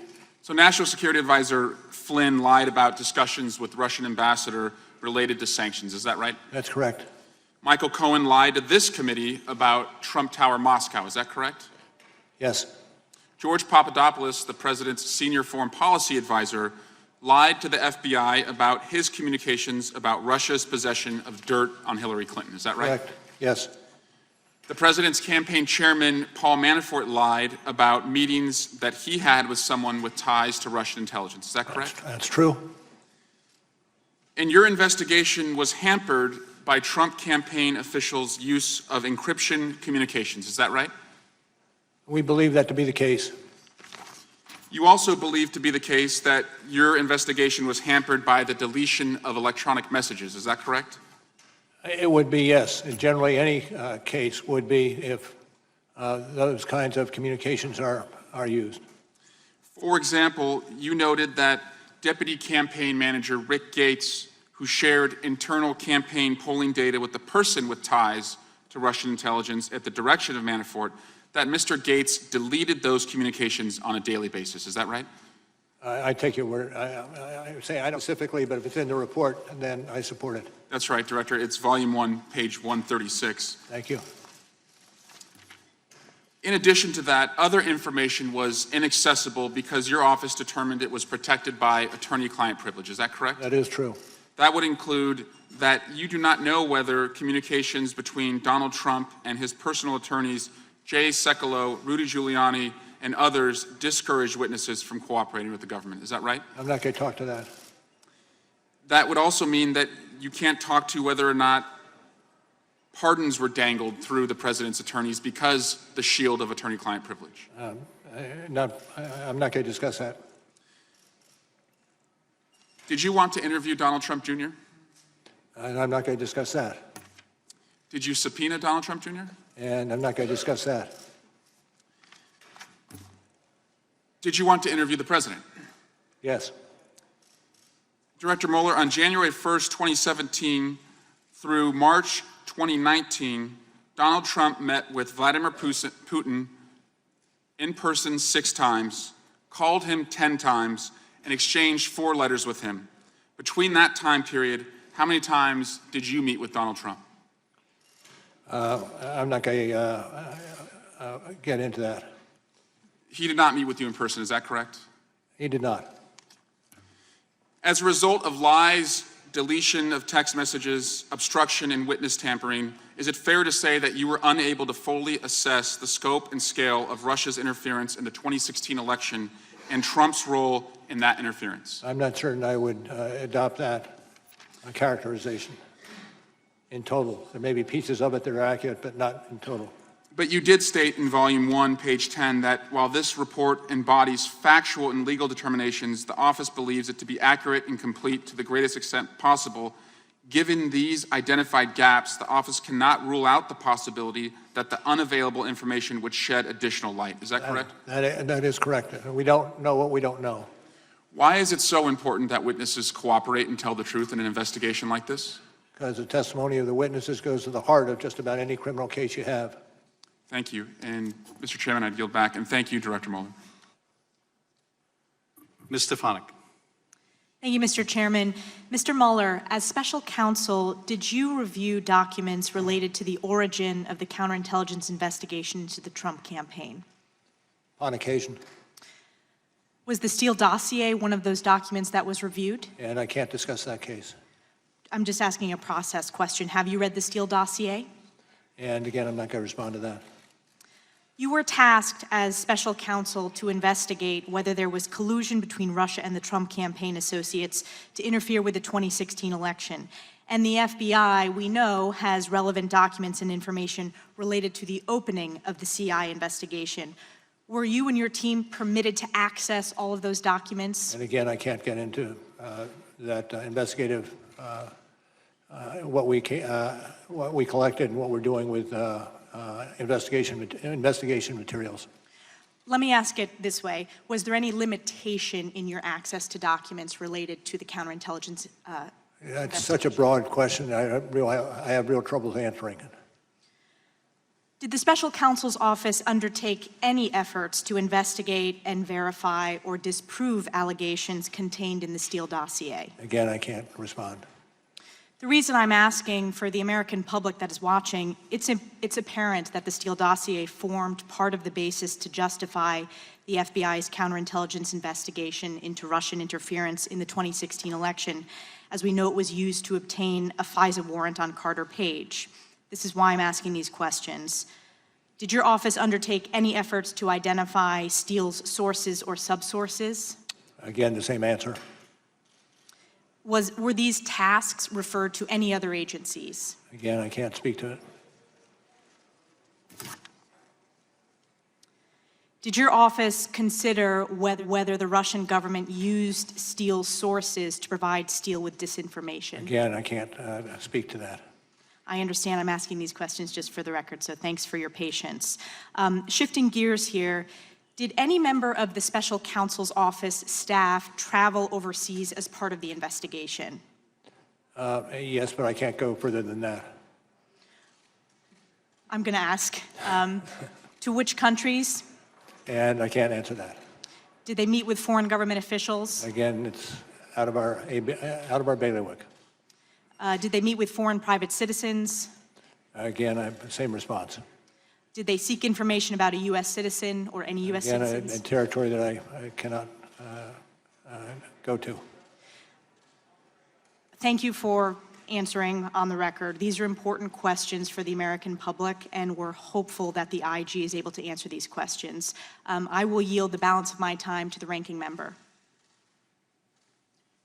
Thank the gentlelady for yielding. Mr. Mueller, I want to go back to, we started off with Joseph Mifsud, who's at the center of this investigation. He appears in your report a dozen times or more. He really is the epicenter. He's at the origin of this. He's the man who supposedly knows about Clinton's emails. You've seen on the screen, the Democrats have continually put up all the prosecutions that you made against Trump campaign officials and others. But I'm struggling to understand why you didn't indict Joseph Mifsud, who seems to be the man in the middle of all of this. Well, I think you understand that you cannot get into either classified or law enforcement information without a rationale for doing it. And I have said all I'm going to be able to say with regard to Mr. Mifsud.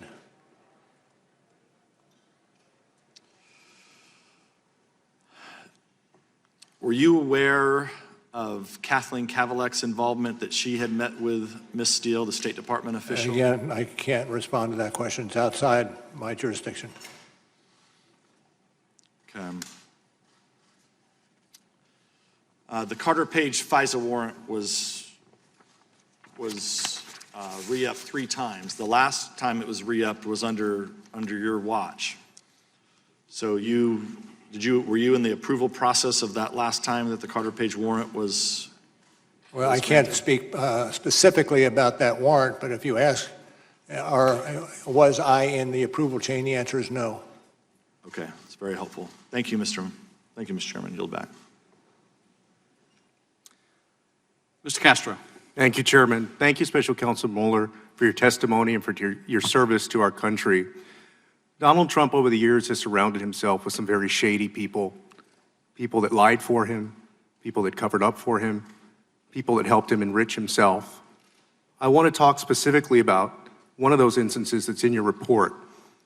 Specifically, let's turn to the Trump Tower Moscow project, which you described in your report as, quote, as a, quote, highly lucrative deal for the Trump organization. Is that right? I would have to look at the quote from the Sure. report if you have it. Sure, it's on volume 2, page 135. It's described as highly lucrative.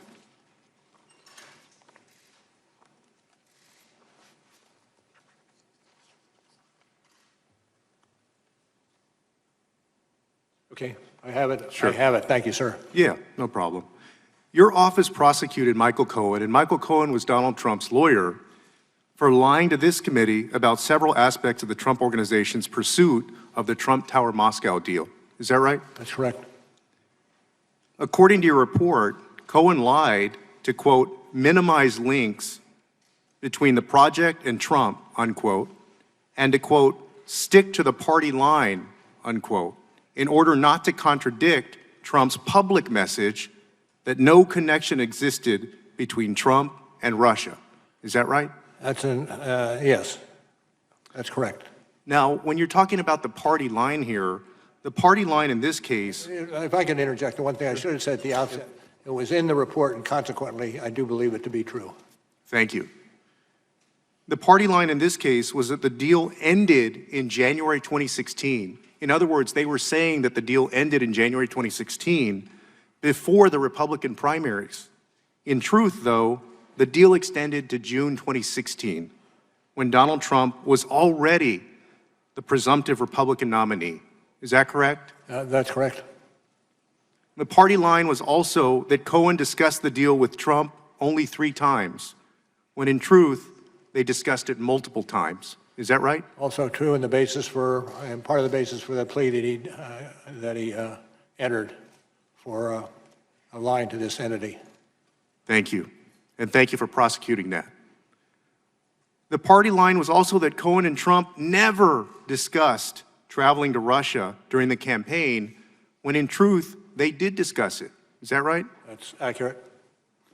And the party line was that Cohen never received a response from the Kremlin to his inquiries about the Trump Tower Moscow deal. In fact, Cohen not only received a response from the Kremlin to his email, but also had a lengthy conversation with a Kremlin representative who had a detailed understanding of the project. Is that right? If it's in the report, that is accurate. Recitation of that piece of the report. So you have the candidate Trump at the time saying he had no business dealings with Russia, his lawyer who was lying about it, and then the Kremlin who during that time was talking to President Trump's lawyer about the deal. Is that right? I can't adopt your characterization. Not only was Cohen lying on Trump's behalf, but so was the Kremlin. On August 30th, 2017, 2 days after Cohen submitted his false statement to this committee, claiming that he never received a response to his email to the Kremlin, Vladimir Putin's press secretary told reporters that the Kremlin left the email unanswered. That statement by Putin's press secretary was false, wasn't it? I can't speak to that. Although it was widely reported in the press. Again, I can't speak to that, particularly if it was dependent upon media sources. But it was consistent with the lie that Cohen had made to the committee. Is that right? I'm not certain I could go that far. So Cohen, President Trump, and the Kremlin were all telling the same lie. I defer to you on that. I can't get into the details. Special Counsel Mueller, I want to ask you something that's very important to the nation. Did your investigation evaluate whether President Trump could be vulnerable to blackmail by the Russians because the Kremlin knew that Trump and his associates lied about connections to Russia related to the Trump Tower deal? I can't speak to that. I yield back, Chairman.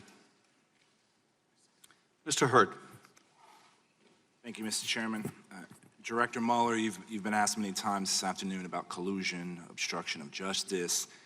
and impeachment and the Steele dossier, and I don't think your answers are going to change if I ask you about those questions. So I'm going to ask about a couple of press stories, because a lot of what the American people have received about this have been on press stories, and some of that has been wrong, and some of those press stories have been accurate. On April 13th, 2018, McClatchy reported that you had evidence Michael Cohen made a secret trip to Prague during the 2016 presidential election.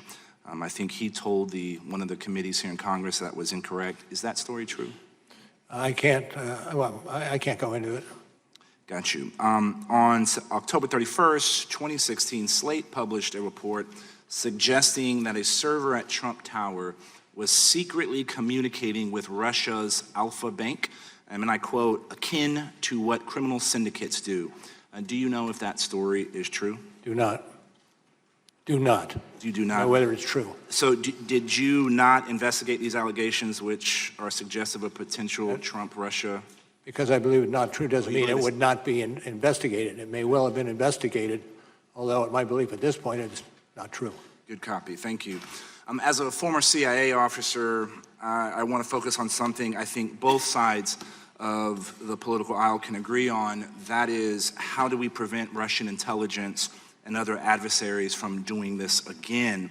And after overseeing counterintelligence operations for 12 years as FBI director, and then investigating what the Russians have done in the 2016 election, you've seen tactics, techniques, and results of Russian intelligence operations. Our committee made a recommendation that the FBI should improve its victim notification process when a person, entity, or campaign has fallen victim to active measures of attack. Would you agree with this? It sounds like a worthwhile endeavor. I will tell you, though, that the ability of our intelligence agencies to work together in this arena is perhaps more important than that. And adopting whatever, and I'm not that familiar with legislation, but whatever legislation will encourage us working together. By us, I mean the FBI, CIA, NSA, and the rest. It should be pursued aggressively, early. Who do you think should be responsible within the federal government to counter disinformation? I'm no longer in the federal government, so But you've had a long career, storied career, and I don't think there's anybody who better understands the threat that we are facing than you. Do you have an opinion as a former FBI officer? As to?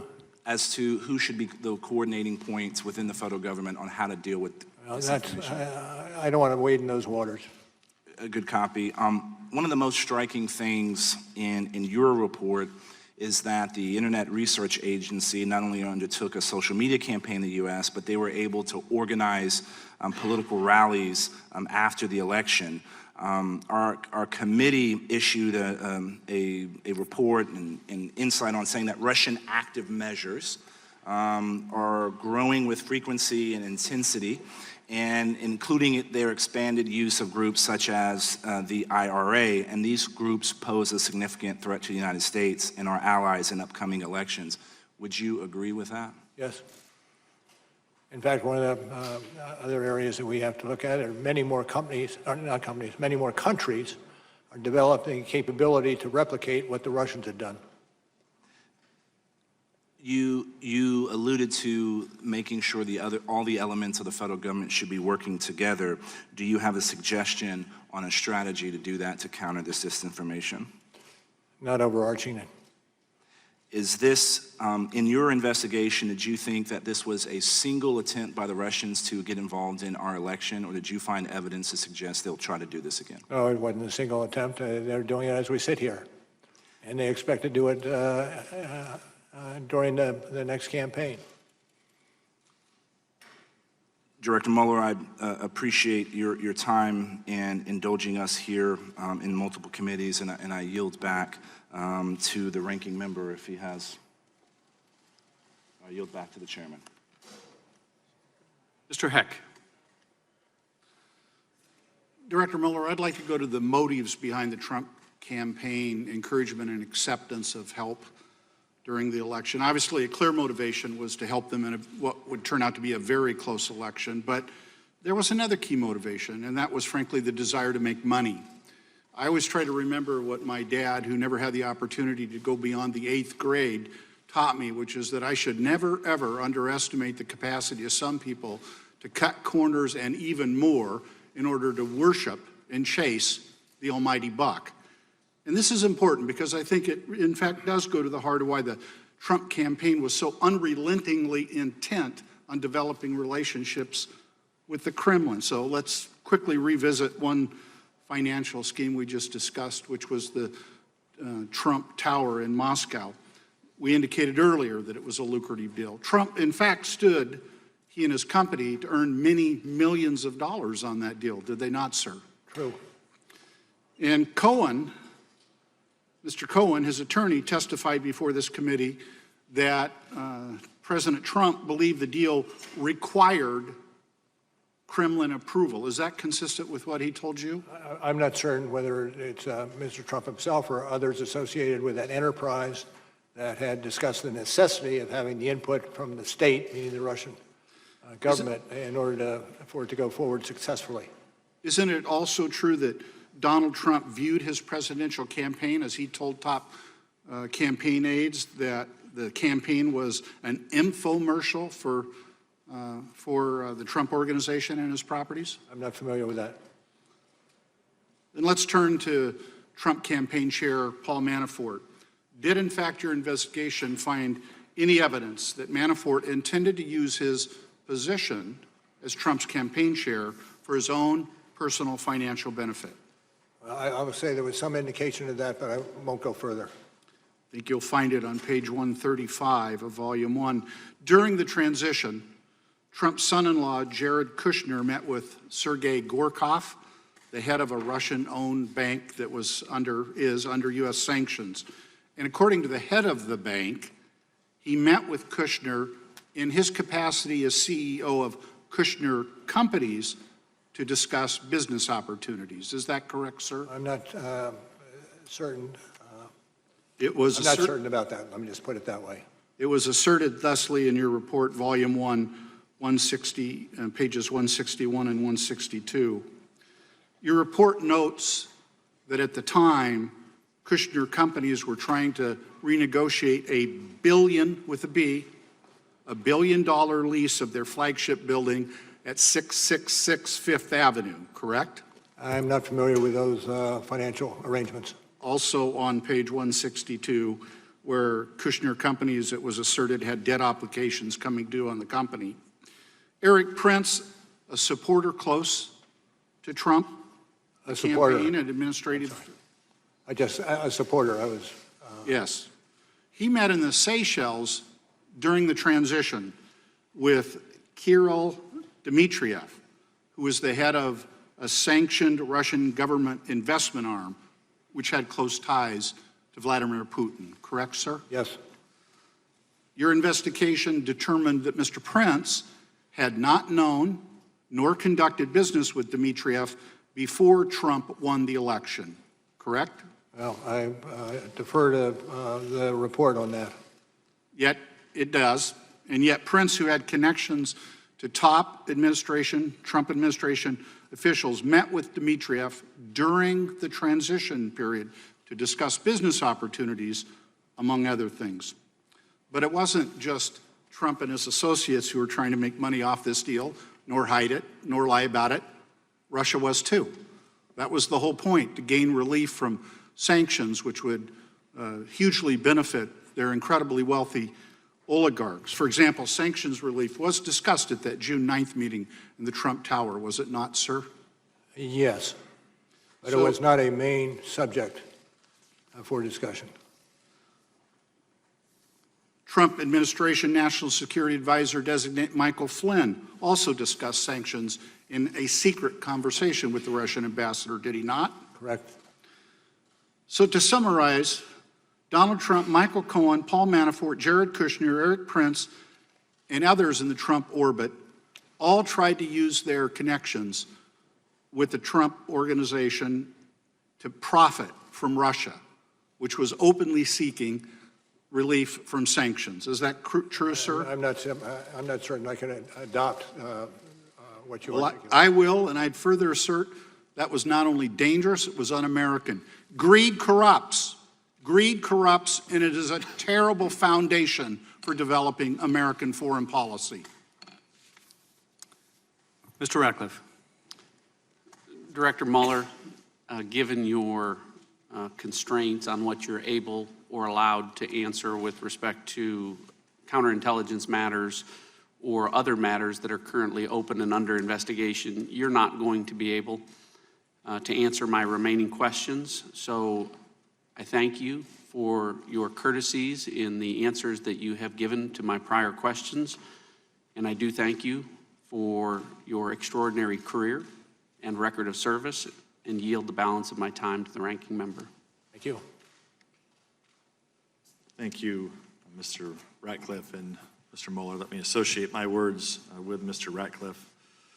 Got a few more questions. I want to clean up a little bit about the Eric Prince Seychelles meeting. So Eric Prince testified before this committee that he was surveilled by the U.S. government, and the information from this surveillance was leaked to the press. Did you investigate whether Prince was surveilled and whether classified information on him was illegally leaked to the media? Did you say, did you or will you? Well, I know you can't. I know you're not. So I can't discuss I know you're either not way. going to join back up in the ranks. But did you refer? Were you aware that Prince has made these allegations that he was surveilled? He's concerned that there were leaks about this surveillance. Did you make any referrals about these No, and leaks? I can't get into discussion on it. Okay. Also want to, General Flynn, I know you came after the leak of his phone call with the Russian ambassador. Your time at FBI, it would be a major scandal, wouldn't it, for the leak of the National Security Advisor and anyone. I can't adopt that hypothesis.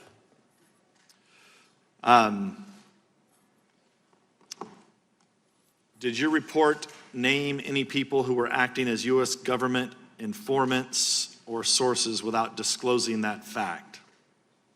I can't answer that.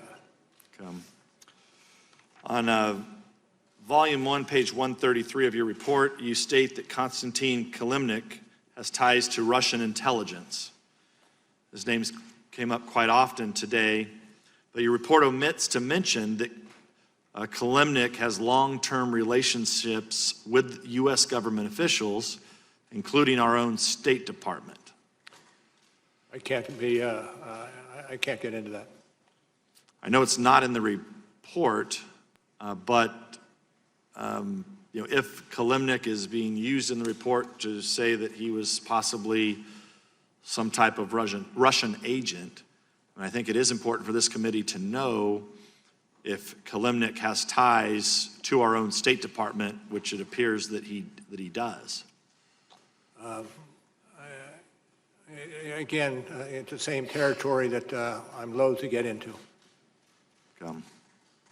You were asked this earlier about Trump attorney John Dowd, that pieces of his phone call were omitted from the report. It was what Mr. Dowd calls exculpatory evidence.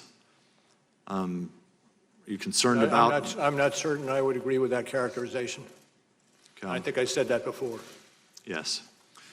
An American citizen from the Republic of Georgia, who your report misidentifies as a Russian, claims that your report omitted parts of a text message he had with Michael Cohen about stopping the flow of compromising tapes of Donald Trump. In the omitted portions, he says he did not know what the tapes actually showed. Was that portion of the exchange left out of the report for a reason? No, we got an awful lot into the report, but we did not get every intersection or conversation and the like. So I am not familiar with that particular episode you're talking about. Thank you, Mr. Mueller. Thank you, Mr. Chairman. Mr. Welch. Director Mueller, did you find there was no collusion between the Trump campaign and Russia? Well, We don't use the word collusion. The word we usually use is well, not collusion, but one of the other terms that that fills in when collusion is not used. In any event, we decided not to use the word collusion inasmuch as it has no relevance to the criminal law arena. The term is conspiracy that you prefer to use? That's a conspiracy, exactly right. You help me, I'll help you. Thank you. There's an agreement. Thank you. And in fact, you had to then make a charging decision after your investigation, where unless there was enough evidence to prove beyond a reasonable doubt, you wouldn't make a charge, correct? Generally, that's the case. But making that decision does not mean your investigation failed to turn up evidence of conspiracy. Absolutely correct. And in fact, I'll go through some of the significant findings that your exhaustive investigation made. You found, as I understand it, that from May 2016 until the end of the campaign, campaign chairman, Mr. Manafort, gave private polling information to Russian agents, correct? Correct. And could you speak in the microphone? Yeah, I will. My apologies. Thank you. And your investigation found that in June 2016, Donald Trump Jr. made an arrangement to meet at Trump Tower along with Jared Kushner and others, expecting to receive dirt on the Hillary Clinton campaign, correct? Correct. And you found in your investigation that on July 27th, candidate Trump called on Russia to hack Hillary Clinton's email, something that for the first time they did about 5 hours later, correct? That's correct. And you also found that on August 2nd, Mr. Manafort met with a person tied to Russian intelligence, Mr. Kalimnik, and gave him internal campaign strategy, aware that Russia was intending to do a misinformation social media campain, correct? I'm not certain of the tie there. But the fact of that meeting, you agree with? The fact of the meeting took place is accurate. In your investigation, as I understand it, also found that in the late summer of 2016, the Trump campaign, in fact, devised its strategy and messaging around WikiLeaks releases of materials that were stolen from the Democratic National Committee, correct? Is that from the report? Yes. That's It's right. according Yes. to Mr. Gates. Yes. Yes, thank you. And you also talked earlier about the finding in your investigation that in September and October of 2016, Donald Trump Jr. had email communications with WikiLeaks, now indicted, about releasing information damaging to the Clinton campaign, correct? True. So, True. All right. So I understand you made a decision, prosecutorial decision, that this would not rise to proof beyond a reasonable doubt. But I ask if you share my concern. And my concern is, have we established a new normal from this past campaign that is going to apply to future campaigns, so that if any one of us running for the U.S. House, any candidate for the U.S. Senate, any candidate for the presidency of the United States, aware that a hostile foreign power is trying to influence an election, has no duty to report that to the FBI or other authorities? Well, I hope. Go ahead. I hope this is not the new normal, but I fear it is. And would, in fact, have the ability, without fear of legal repercussion, to meet with agents of that foreign entity hostile to the American election? I'm sorry, what is the question? Is that an apprehension that you share with me? Yes. And that there would be no repercussions whatsoever to Russia if they did this again. And as you stated earlier, as we sit here, they're doing it now. Is that correct? You're absolutely right. Do you have any advice to this Congress as together what we should do to protect our electoral system and accept responsibility on our part to report to you or your successor when we're aware of hostile foreign engagement in our elections? I would say the basis, the first line of defense really is the ability of the various agencies who have some piece of this to not only share information, but share expertise, share targets, and use the full resources that we have to address this problem. Thank you, Director Mueller. I yield back. Mr. Maloney. Mr. Mueller, thank you. I know it's been a long day, and I want to make clear how much respect I have for your service and for your extraordinary career. And I want you to understand my questions in that context, sir. I'm going to be asking you about Appendix C to your report, and in particular, the decision not to do a sworn interview of the president. It's really the only subject I want to talk to you about, sir. Why didn't you subpoena the president? Well, at the outset, after we took over and initiated the investigation. If I could ask you to speak on the microphone. Yeah, of course. At the outset, after we took over the investigation and began it and pursued it, quite obviously one of the things we anticipated wanting to accomplish, that is having the interview of the president. We negotiated with him for a little over a year, and I think what you adverted to in the appendix lays out our expectations as a result of those negotiations. But finally, we were almost towards the end of our investigation, and we'd had little success in pushing to get the interview of the president. We decided that we did not want to exercise the subpoena powers because of the necessity of expediting the end of the investigation. Was that, excuse me, did you want I was going to say, the expectation was if we did subpoena the president, he would fight the subpoena, and we would be in the midst of the investigation for a substantial period of time. Right, but as we sit here, you've never had an opportunity to ask the president in-person questions under oath, and so obviously that must have been a difficult decision. And you're right, Appendix C lays that out, and indeed, I believe you described the in-person interview as vital. That's your word. And of course, you make clear you had the authority and the legal justification to do it. As you point out, you waited a year. You put up with a lot of negotiations. You made numerous accommodations, which you lay out so that he could prepare and not be surprised. I take it you were trying to be fair to the president.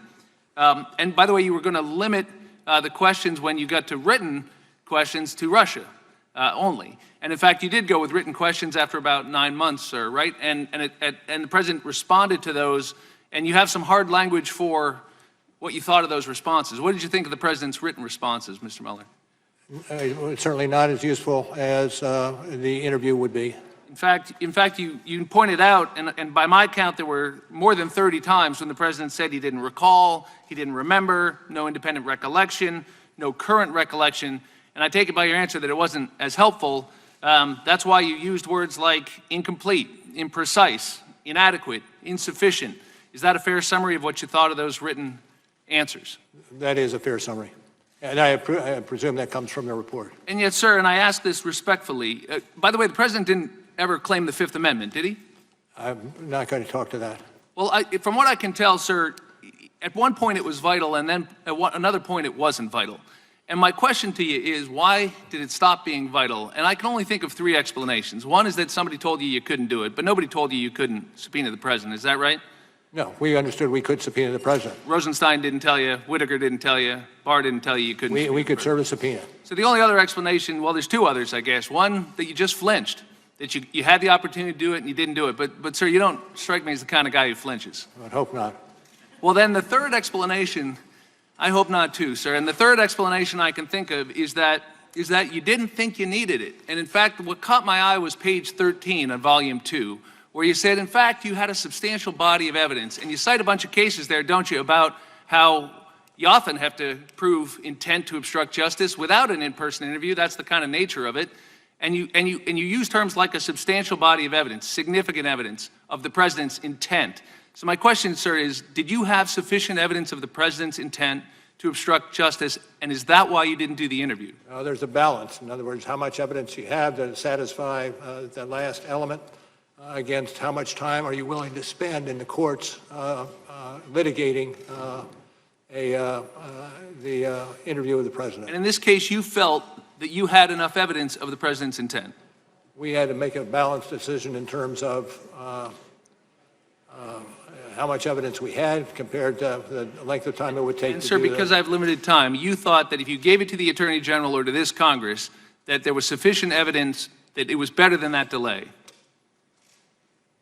Can you state that again? Well, that it was better than the delay to present the sufficient evidence, your term, of the President's intent to obstruct justice to the Attorney General and to this committee. Isn't that why you didn't do the interview? No, the reason we didn't do the interview is because of the length of time that it would take to resolve the issues attendant to that. Thank you, sir. Ms. Demings. Thank you so much, Mr. Chairman, and Director Mueller, thank you so much for being a person of honor and integrity. Thank you for your service to the nation. We are certainly better for it. Director Mueller, I too want to focus on the written responses that the President did provide and the continued efforts to lie and cover up what happened during the 2016 election. Were the President answers submitted under oath?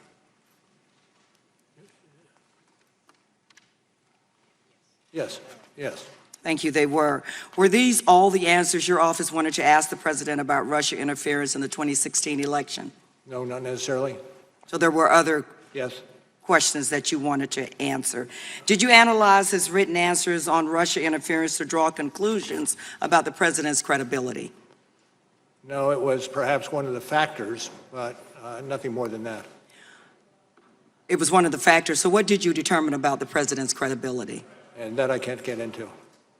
Director Mueller, I know based on your decades of experience, you probably had an opportunity to analyze the credibility of countless witnesses, but you weren't able to do so with this witness. Well, with every witness, particularly a leading witness, one assesses the credibility day by day, witness by witness, document by document. And that's what happened in this case. So we started with very little, and by the end, we ended up with a fair amount. Yeah, fair amount. Thank you. Well, let's go through some of the answers to take a closer look at his credibility, because it seems to me, Director Mueller, that his answers were not credible at all. Do some of President Trump's incomplete answers relate to Trump Tower Moscow? Yes. For example, did you ask the President whether he had at any time directed or suggested that discussions about Trump Moscow project should cease? Should what? Cease. Do you have a citation? Yes, we're still in Appendix C, Section 1-7. The first page? Uh-huh. Says the President did not answer whether he had at any time directed or suggested that discussions about the Trump-Moscow project should cease, but he has since made public comments about this topic. Okay. And the question was? Did the President, let me go on to the next question. Did the President fully answer that question in his written statement to you about the Trump-Moscow project ceasing? Again, in Appendix C. No, and can you direct me to the particular paragraph you're adverting to?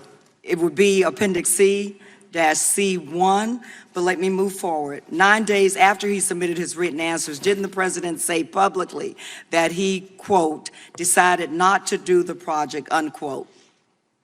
And that is in your report. I'd ask you if you would to point out the particular paragraph that you're focused on. We can move on. Did the President answer your follow-up questions? According to the report, there were follow-up questions because of the President's incomplete answers about the Moscow project. Did the President answer your follow-up questions either in writing or orally? And we're now in Volume 2, page 150 through 151. No. He did not.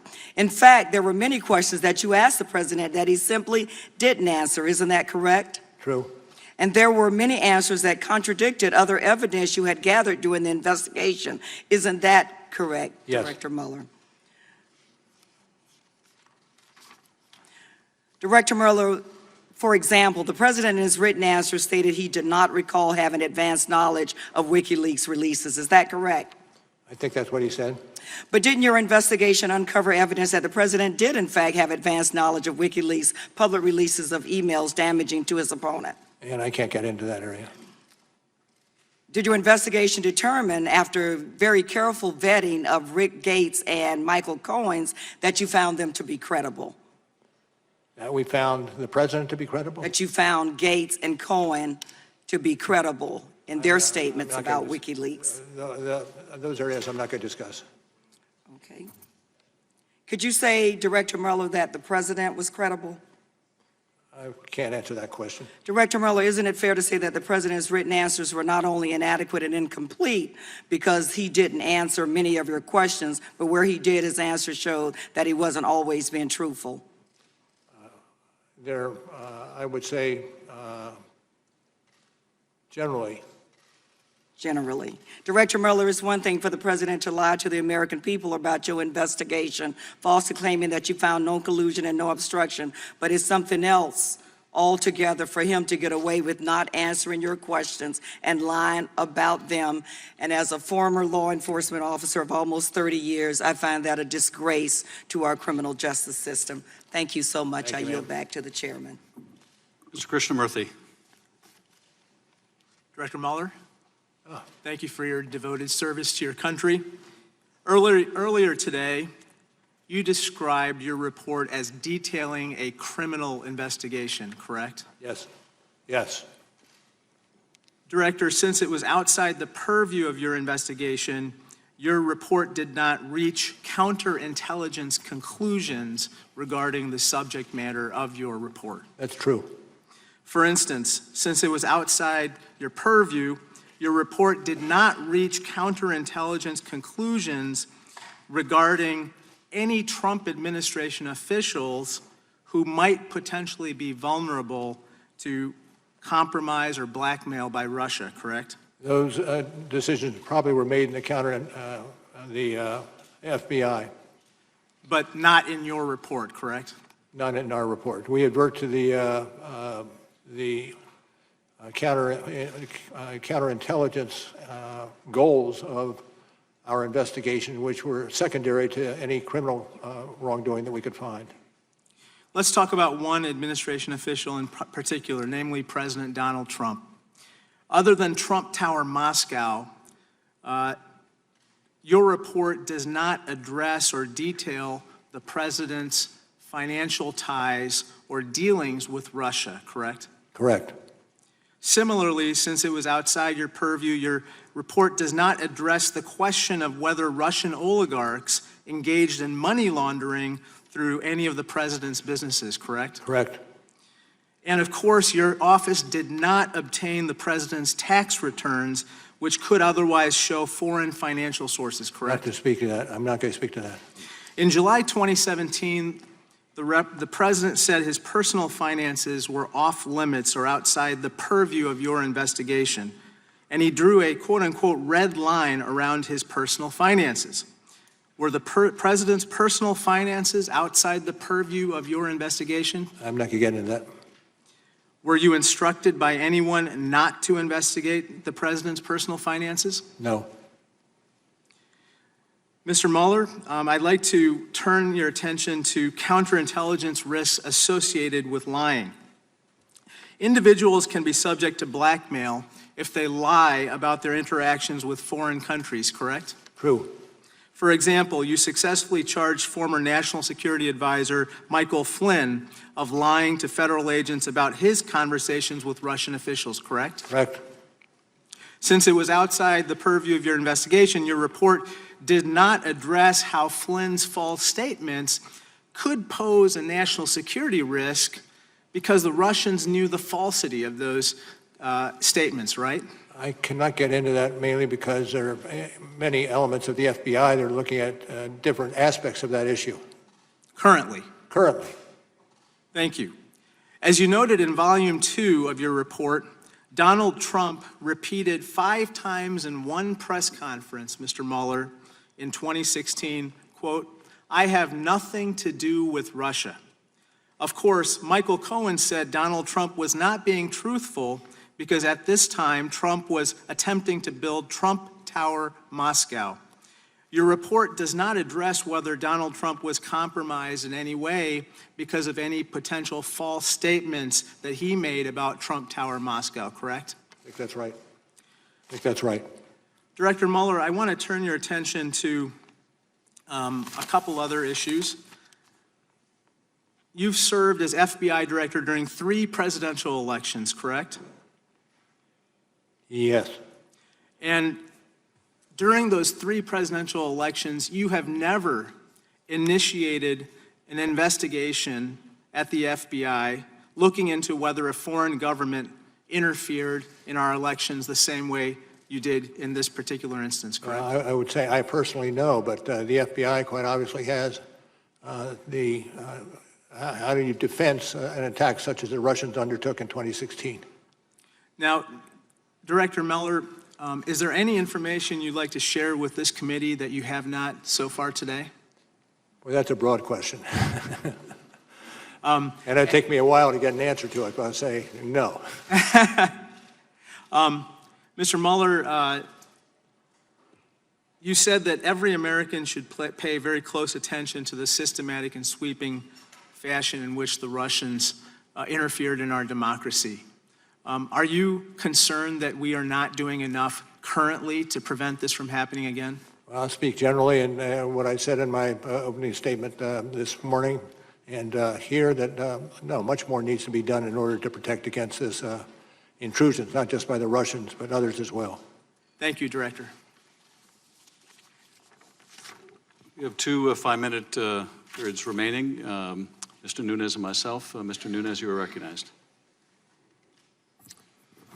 Mr. Mueller, it's been a long day for you, and you've had a long, great career. I want to thank you for your longtime service, starting in Vietnam, obviously in the U.S. Attorney's Office, Department of Justice, and the FBI. And I want to thank you for doing something you didn't have to do. You came here upon your own free will, and we appreciate your time today. With that, I yield back. Thank you, sir. Dr. Mueller, I want to close out my questions, turn to some of the exchange you had with Mr. Welsh a bit earlier. I'd like to see if we can broaden the aperture at the end of the hearing. From your testimony today, I gather that you believe that knowingly accepting foreign assistance during a presidential campaign is an unethical thing to do. And a crime. And a crime. Circumstances, yes. And to the degree... And a crime given certain circumstances.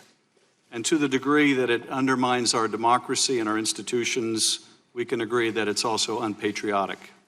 True. And wrong. True. The standard of behavior for a presidential candidate, or any candidate for that matter, shouldn't be merely whether something is criminal. There should be held to a higher standard. You would agree? I will not get into that because it goes to the standards to be applied by other institutions besides ours. Well, I'm just referring to ethical standards.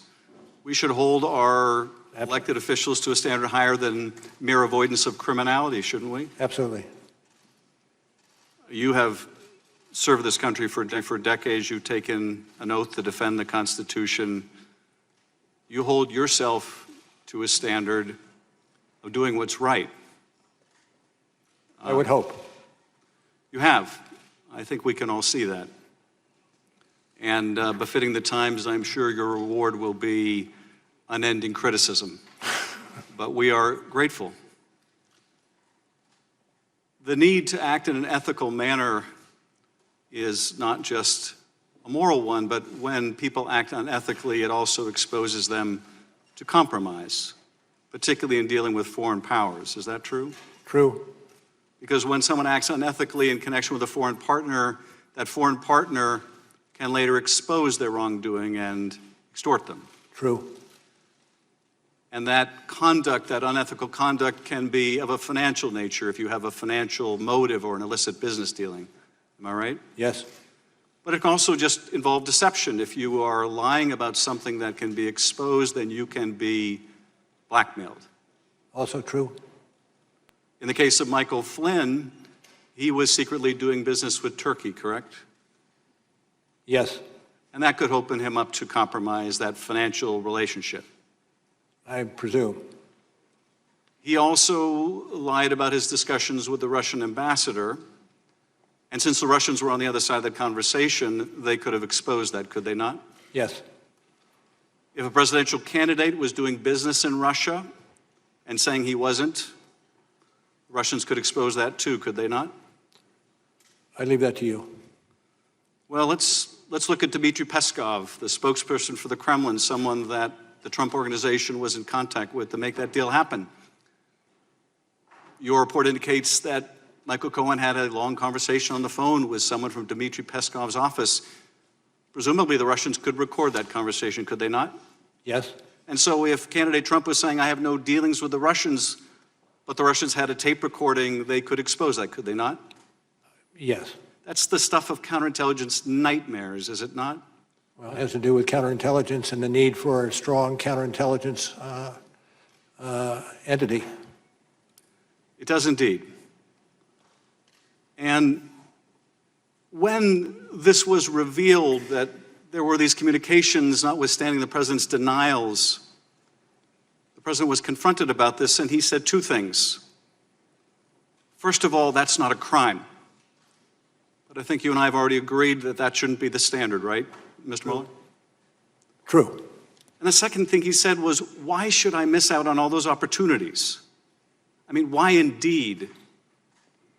Merely running a presidential campaign, why should you miss out on making all that money? Was the import of his statement. Were you ever able to ascertain whether Donald Trump still intends to build that tower when he leaves office? Is that a question, sir? Yes, were you able to ascertain, because he wouldn't answer your questions completely, whether or if he ever ended that desire to build that tower? I'm not going to speculate on that. If the president was concerned that if he lost his election, he didn't want to miss out on that money, might he have the same concern about losing his reelection and missing out on that money? Speculation. The difficulty with this, of course, is we are all left to wonder whether the president is representing us or his financial interests. That concludes my questions. Mr. Nunes, do you have any concluding remarks? Director Mueller, let me close by returning to where I began. Thank you for your service, and thank you for leading this investigation.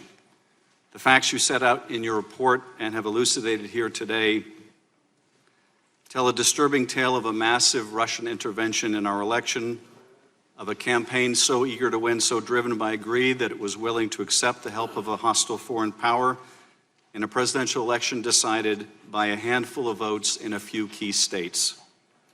Your work tells of a campaign so determined to conceal their corrupt use of foreign help that they risk going to jail by lying to you, to the FBI, and to Congress about it, and indeed, some have gone to jail over such lies.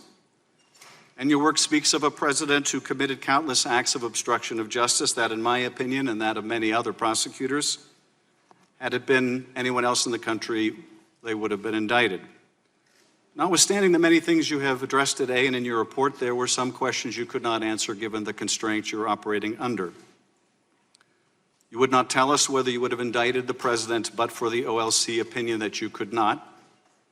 And so the Justice Department will have to make that decision when the president leaves office, both as to the crime of obstruction of justice and as to the campaign finance fraud scheme that individual one directed and coordinated and for which Michael Cohen went to jail. You would not tell us whether the president should be impeached, nor did we ask you, since it is our responsibility to determine the proper remedy for the conduct outlined in your report. Whether we decide to impeach the president in the House or we do not, we must take any action necessary to protect the country while he is in office. You would not tell us the results or whether other bodies looked into Russian compromise in the form of money laundering, so we must do so. You would not tell us whether the counterintelligence investigation revealed whether people still serving within the administration pose a risk of compromise and should never have been given a security clearance, so we must find out. We did not bother to ask whether financial inducements from any Gulf nations were influencing U.S. policy, since it is outside the four corners of your report, and so we must find out. But one thing is clear. from your report, your testimony, from Director Wray's statements yesterday, the Russians massively intervened in 2016, and they are prepared to do so again in voting that is set to begin a mere 8 months from now. The President seems to welcome the help again, and so we must make all efforts to harden our elections infrastructure, to ensure there is a paper trail for all voting, to deter the Russians from meddling, to discover it when they do, to disrupt it, and to make them pay. Protecting the sanctity of our elections begins, however, with the recognition that accepting foreign help is disloyal to our country, unethical, and wrong. We cannot control what the Russians do, not completely, but we can decide what we do. And that this centuries-old experiment we call American democracy is worth cherishing. Director Mueller, thank you again for being here today. And before I adjourn, I would like to excuse you and Mr. Zebley. Everyone else, please remain seated.